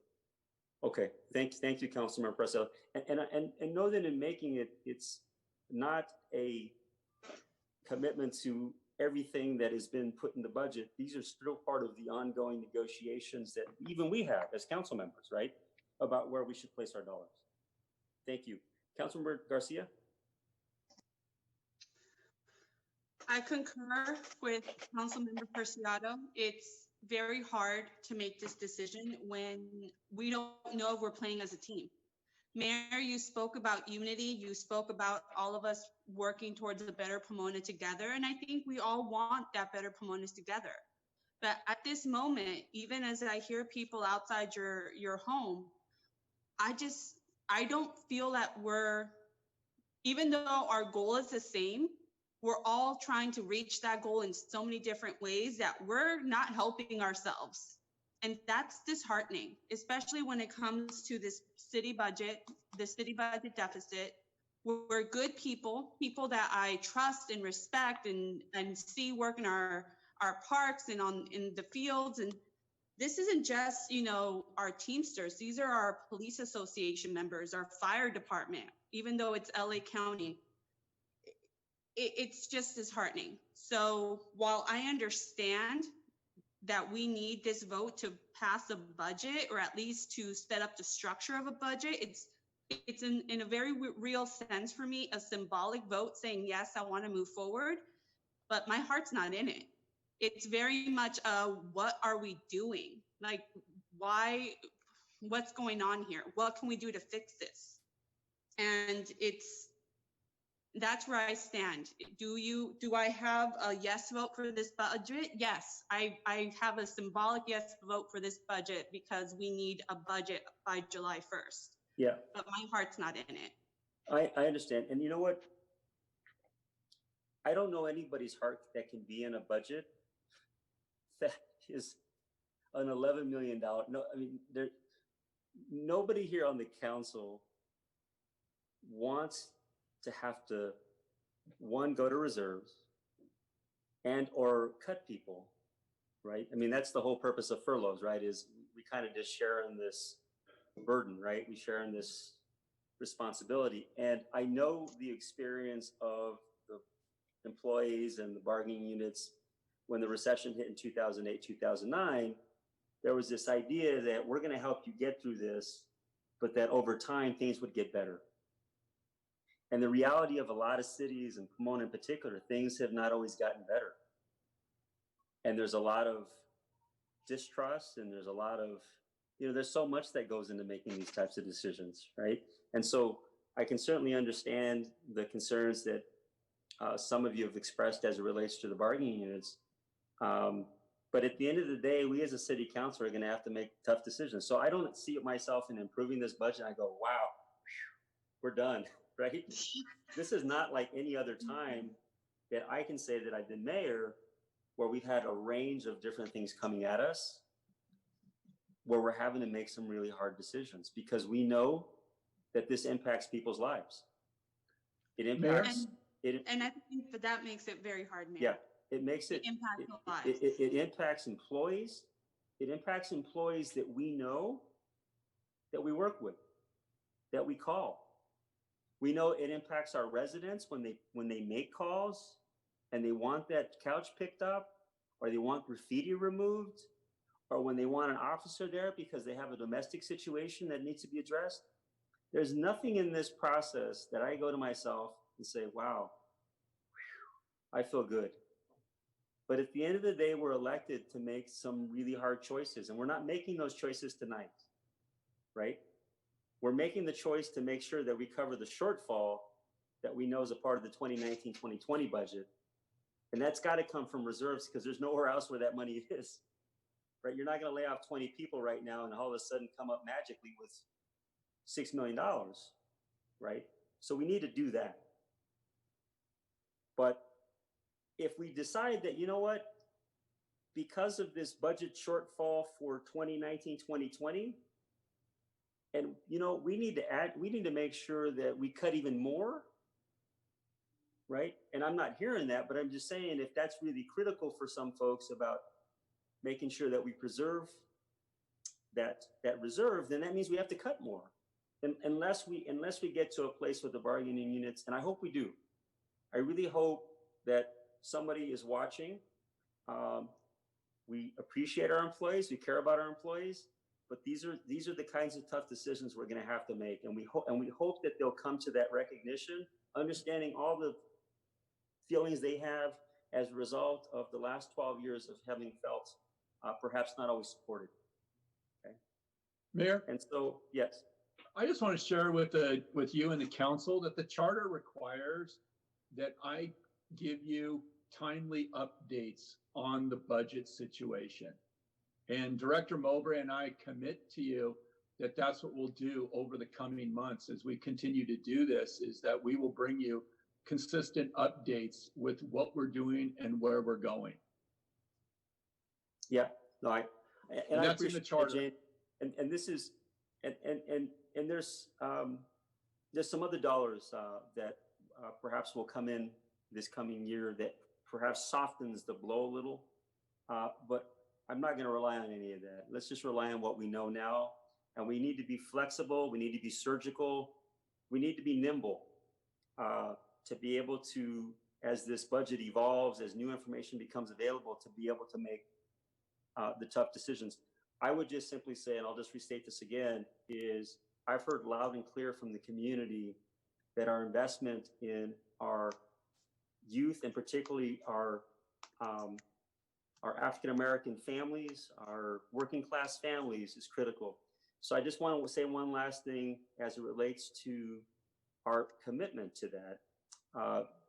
Benita, I know that we got 6.1 million additional dollars for the support of homeless prevention and other homeless or other housing related issues. I don't know how much of that we can allocate for rent relief, but I just want to just state on the record that, and I've done this in the past with having worked with the COVID-19 Action Committee, is that we help our renters and with direct support to be able to get through this most difficult time, and that we also look at food relief as well. And we've already started that process. Benita, I know that, have people started getting checks yet? Yes, the first round of checks actually will go out tomorrow. Okay. And then I've signed well over 30 contracts at the end of last week. So this Tuesday, another batch will go in and they'll be released next Tuesday. Okay. And this potentially could help thousands of families, correct? Yes. Okay. You know, the other thing is, and I know it's a very sensitive subject, okay, is our renters are going to be struggling, and this relates to the budget, but our renters are going to be struggling through this time, particularly given the fact that COVID-19 is something that is, we don't know where it's going. And I think we need to look at all tools that we have to make sure that we minimize the impact on our renters.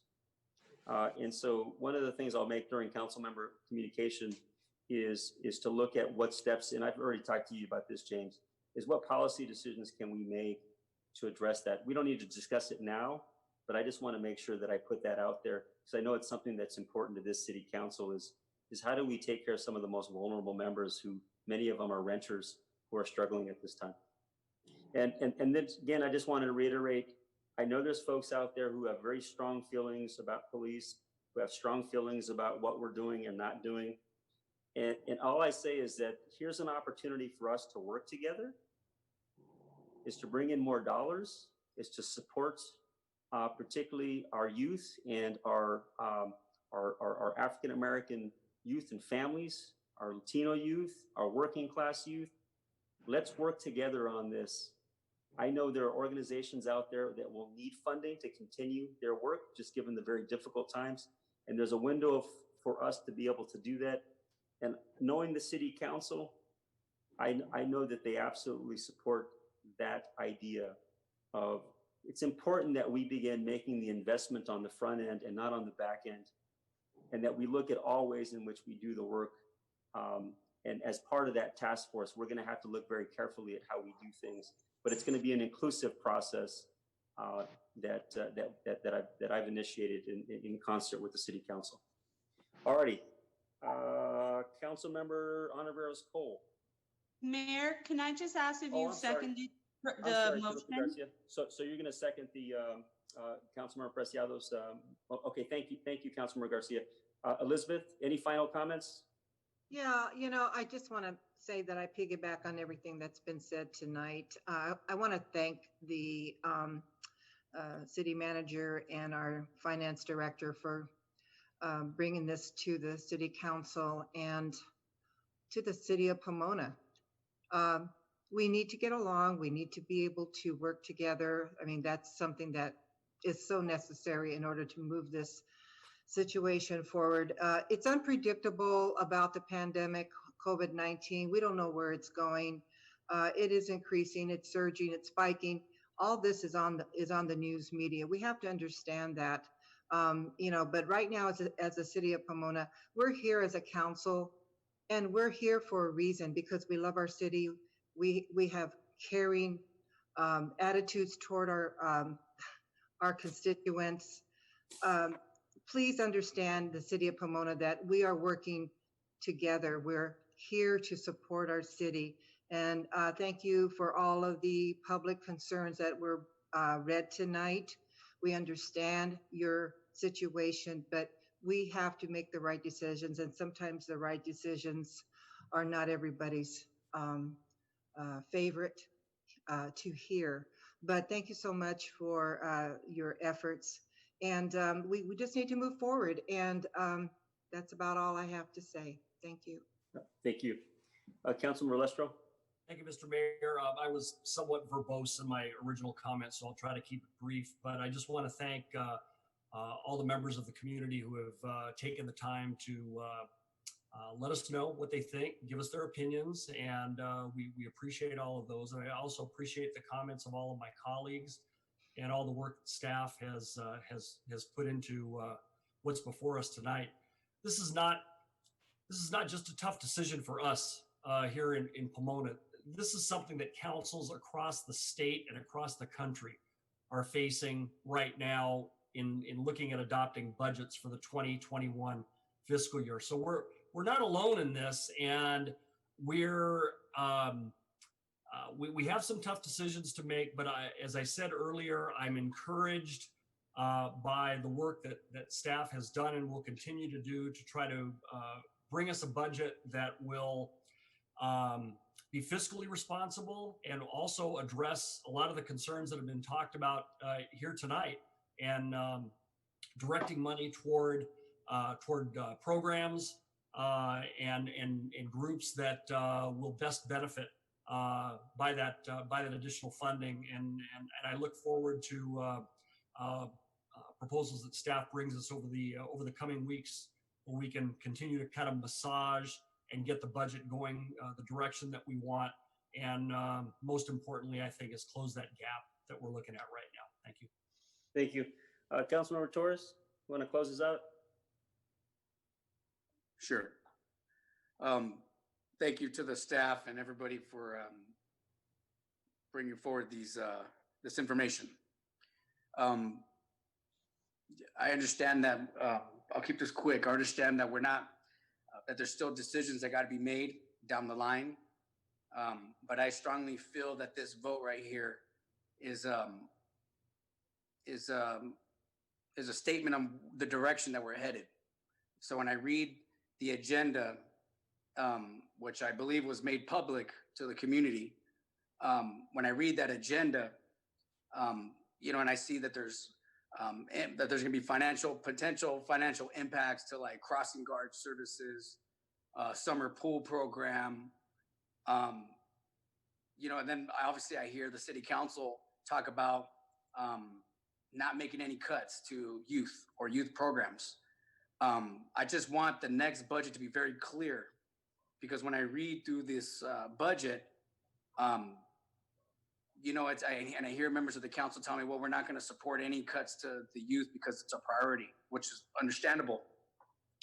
But I'm reading the budget and you're cutting the summer pool program, crossing guards, which were people were asking for.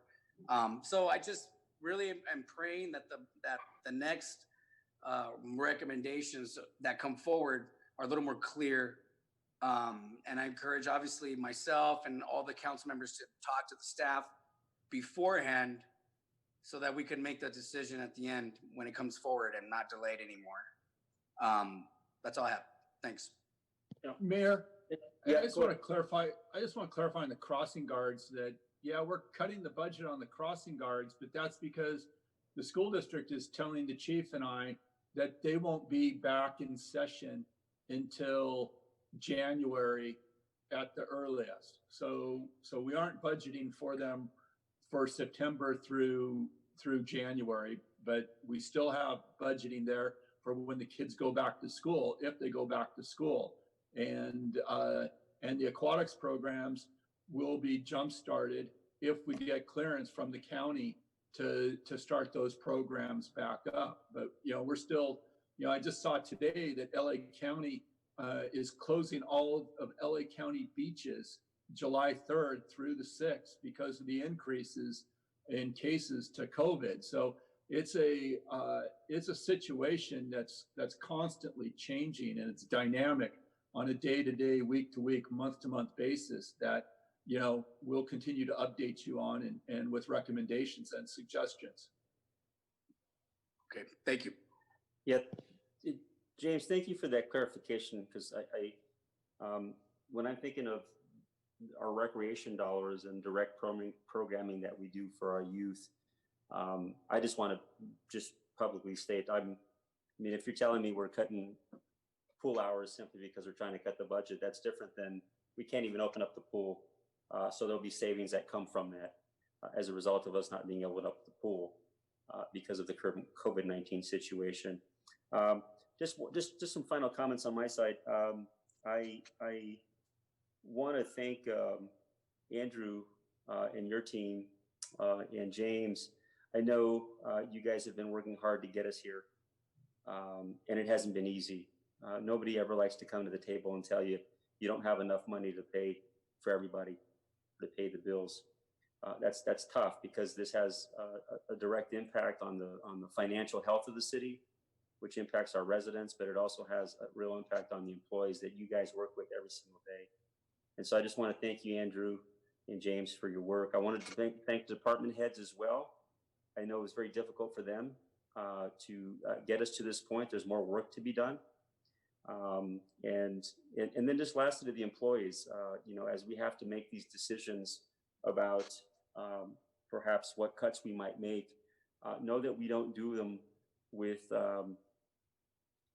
and none of us want to do this, nobody wants to impact anybody's ability to work and to be able to feed their families. And that's why I think it's so critical. And, Councilmember Torres, I know we don't always see eye to eye on things. In fact, the reality is we probably vote the same most of the time, but there's times when we don't see eye to eye. But it is going to be critical that we work with the federal government to try to procure dollars. And so let's work together to figure out how we get there.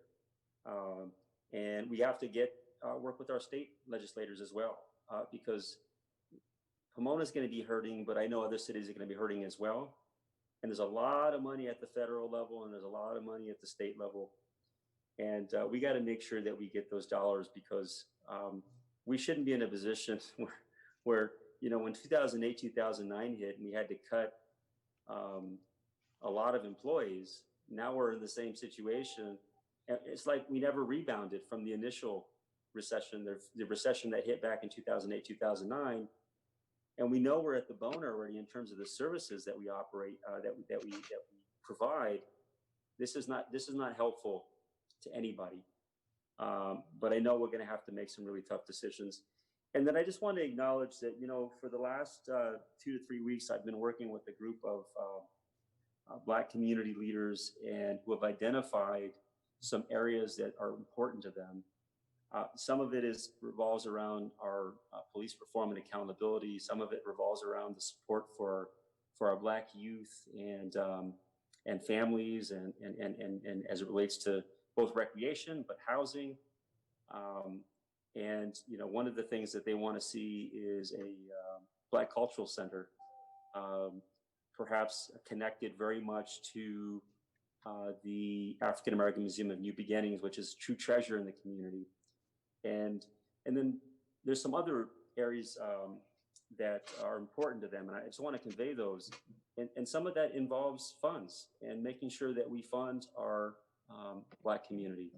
And so as we look through this budget and as we look through funding, particularly for our youth, that we make sure that we support our Black youth, our Black community.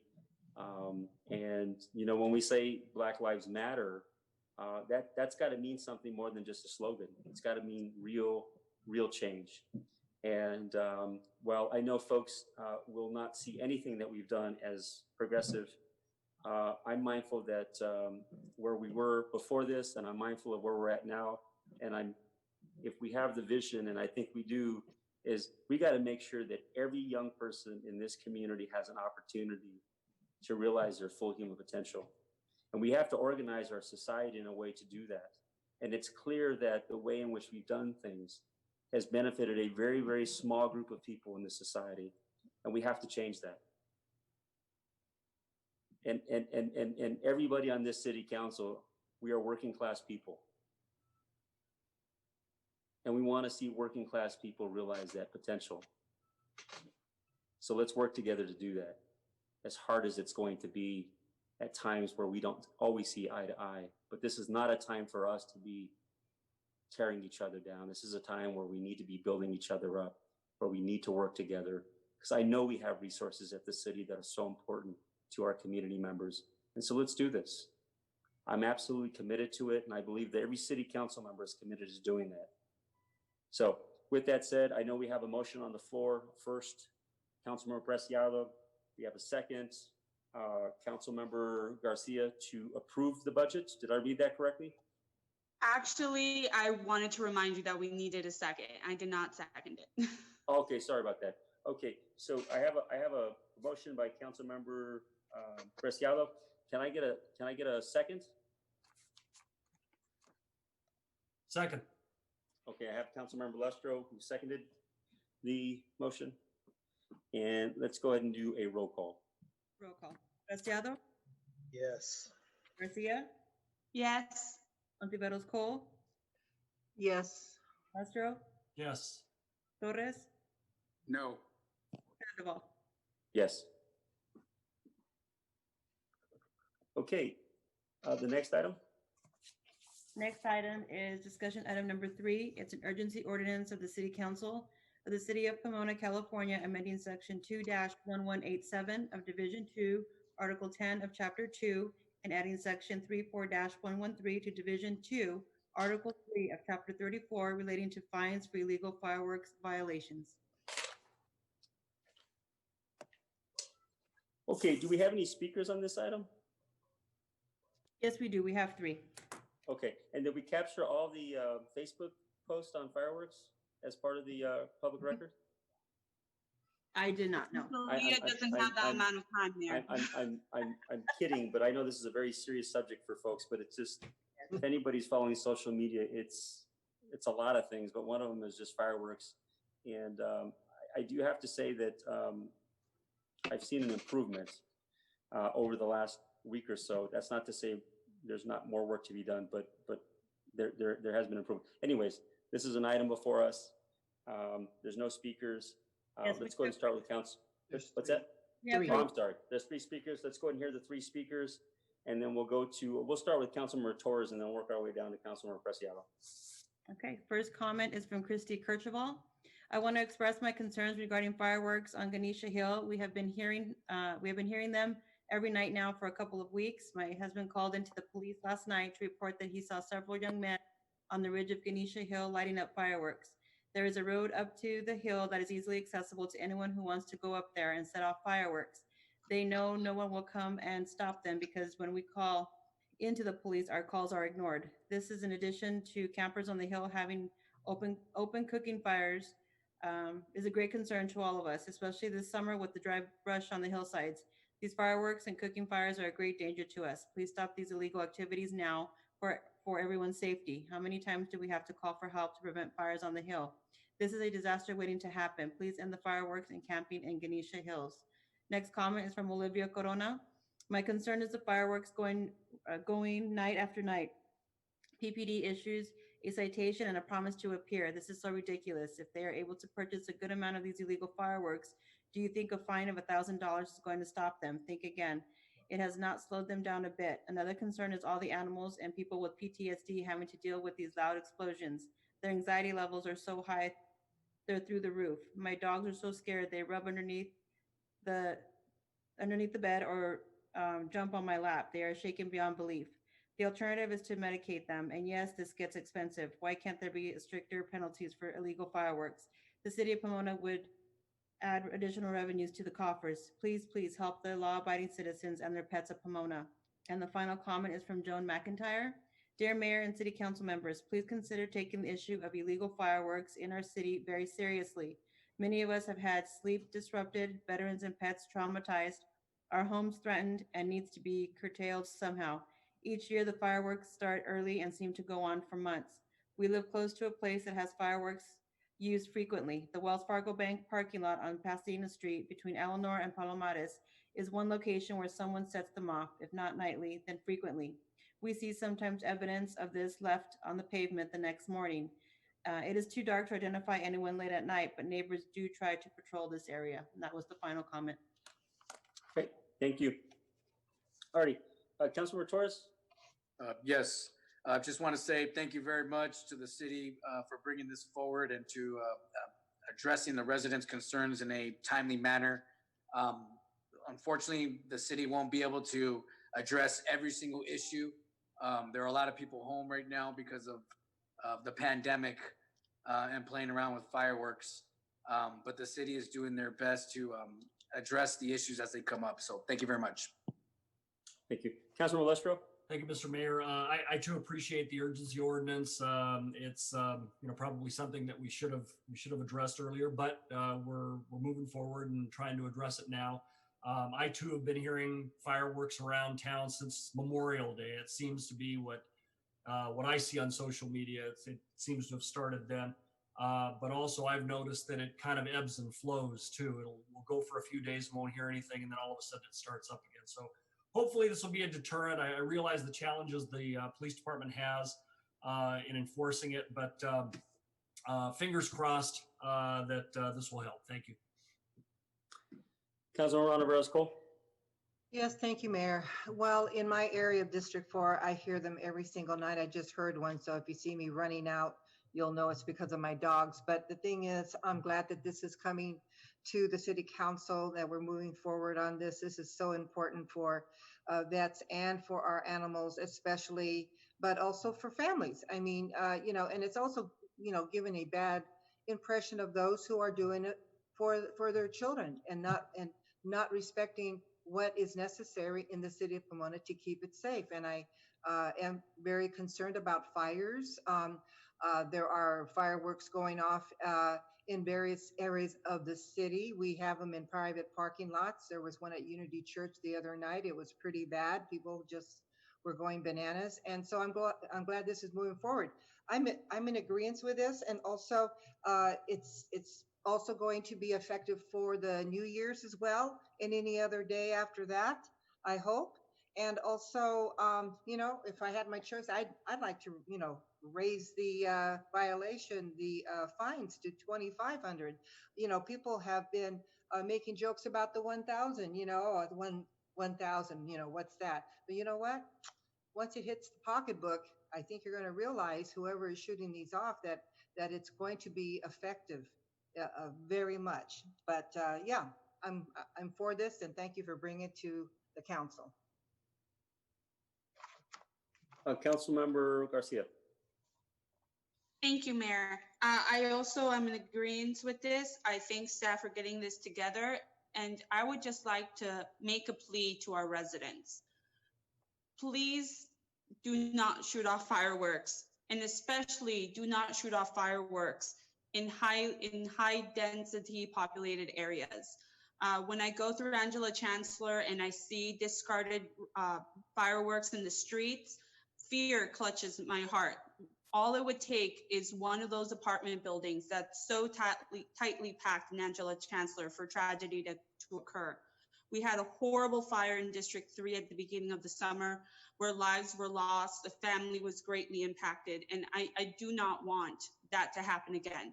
So please be considerate of your neighbors and their lives and their well-being, and avoid any situation where you could put them in danger. Thank you, Mayor. Thank you, Councilmember Garcia and Councilmember Preciado. Can city staff help me out on some clarification? I see here that it says to issue citations for this 4th of July weekend. So does that limit us to this weekend and not the time after and maybe even the rest of this week? Not to mention, Councilmember Cole mentioned like New Year's and any other holiday throughout the year. Good evening. With the change in the ordinance, it would be effective until it was changed again. So this would be the new fine amount for a fireworks violation from this point forward. Yeah, I see the fine amount, but right here on the attached resolution would, number 3, authorize the imposition of administrative fines, and then it states the fines. But then as I read on the little paragraph more after that, it's the second sentence to the end where it says adoption of the proposed urgency ordinance and resolution would authorize city police officers and code enforcement officers to issue citations for this 4th of July weekend. Mhm. So Yeah, it's an urgency. If I may. Okay. The reason that that sentence is there is because this is being brought to you as an urgency ordinance. So in order for it to be effective for this weekend, beginning this weekend, it needed to be brought as an urgency ordinance. But the chief is correct. Once it's adopted, this will be the fine amount until the city council considers a change. And Chief, thank you, by the way, legal counsel. But so this would begin for 4th of July weekend, but it would last ongoing, correct? Yeah, anytime we cited fireworks under this section, this would be the fine amount, $1,000 from this point forward. Okay, so it does not mean that we're only going to be fining only on 4th of July weekend? Correct. Okay, I just wanted that clarification. And I mean, I agree with the speakers. I agree with many other people who have reached out and called and messaged us. It affects the animals. It affects veterans, especially with PTSD, which is incredible that we even have to state that. Not to mention the health implications after, as you see that you can't even see the sky on the day after 4th of July. So I'm in favor of this. Thank you, Councilmember Preciado. I have a question, and first of all, I support the urgency ordinance. I was looking at one of my colleagues from Temple City, and the way it works there is that the first violation is $1,000, the second violation is $2,500, and the third violation is $5,000. So probably, you know, I'm just wondering, Chief, if you have any strong opinion on this one way or the other, that, you know, let's get this urgency passed, this urgency ordinance passed, so that you can have the tools that you need. Grant you, whether people will know it's $1,000 or not is, they may not even know. But the fact of the matter is they're having an adverse impact on the majority of the community. And I get calls, I get texts, I get emails that are not always nice by any means of the imagination. Although I have to say I've seen an improvement in my view over the last week. And I know that you guys have stepped up your work, but I know how difficult it is. I mean, it's not like, it's not like you're in all places at all time and you can't catch everyone, but those who we do catch is that they need to understand that what they're doing is having a detrimental impact on our community. But if we did something like that, $1,000, and we don't have to do it tonight, but I just want to put it out to the council, is if we did $1,000, $2,500 and $5,000, any thoughts on that, Chief? Well, the recommendation is to move it from 100 to 1,000 as a deterrent, because obviously we have a huge problem. I mean, fires are being caused by these fireworks. The possibility for loss of life is there. If the council chose to raise the amounts for continued violations, I would support that. I think that, especially if you have an initial fine of $1,000, you're basically put on notice at that point. Don't do it again. Yeah. What do you have to do to get someone's attention at that point? Yeah. And Chief, I know that $1,000 and $2,500 and $5,000 is not a small sum of money for families. Have you seen it done in any cities where in lieu of the $1,000, you have to do a certain amount of community service hours? In other words, is there a way to not do it like financial, like a punitive financial hit, but to equate what does $1,000 look like in terms of work hours, right? Is it 20 hours? Is it 50 hours? And have you seen cities do that as an option for folks who have been cited for, let's just say, $1,000 violation? So what we're talking about here is the administrative citation. So there's an administrative hearing. And to be honest with you, I'm unfamiliar with how that goes, if there are alternatives, like in a regular courtroom with a judge. I just don't have the knowledge on that. Maybe Mark Luba does, since code enforcement deals with it regularly. Okay, we don't need to decide that tonight, but I'd like to just propose that to the council for future consideration, because I'm mindful of the fact that sometimes, a family it might even be their kid doing it. And, does the family get cited? And $1,000 is the difference between being able to pay an important, and I get it, they shouldn't be doing it. I mean, I know that. I'm just trying to be mindful of the fact that maybe there's a different path for some folks. Just clearly, I support this urgency ordinance. I think it's more in alignment with other cities and what they're doing. So at this time, I just need a motion one way or the other from the city council so we can go ahead and move on. Move the item. Motion by Councilmember Lestro. Can I get a second? Second, Mayor. Let's go ahead and do a roll call vote. Mayor, I need to go ahead and read the title of the urgency ordinance. Forgive me, go ahead. Please do so.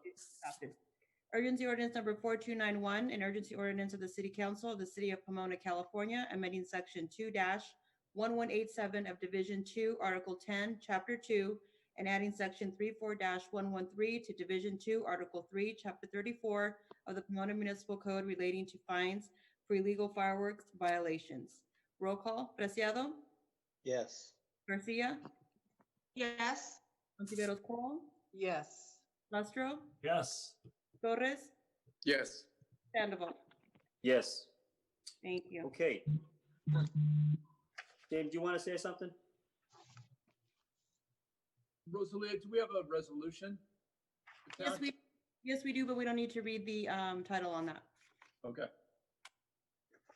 All right. So not seeing any of the items, we will adjourn to a regular meeting on Monday, July 6, 2020 via teleconference due to the COVID-19 pandemic. Closed session items will be discussed at 5:30 p.m. The open session will commence at 7 p.m. It is 8:10 p.m. everyone. Please have a good evening. Be safe. And again, to the staff, thank you for helping us, helping put this together, this budget session together. Everybody have a good evening. Good night. Good night. Thank you.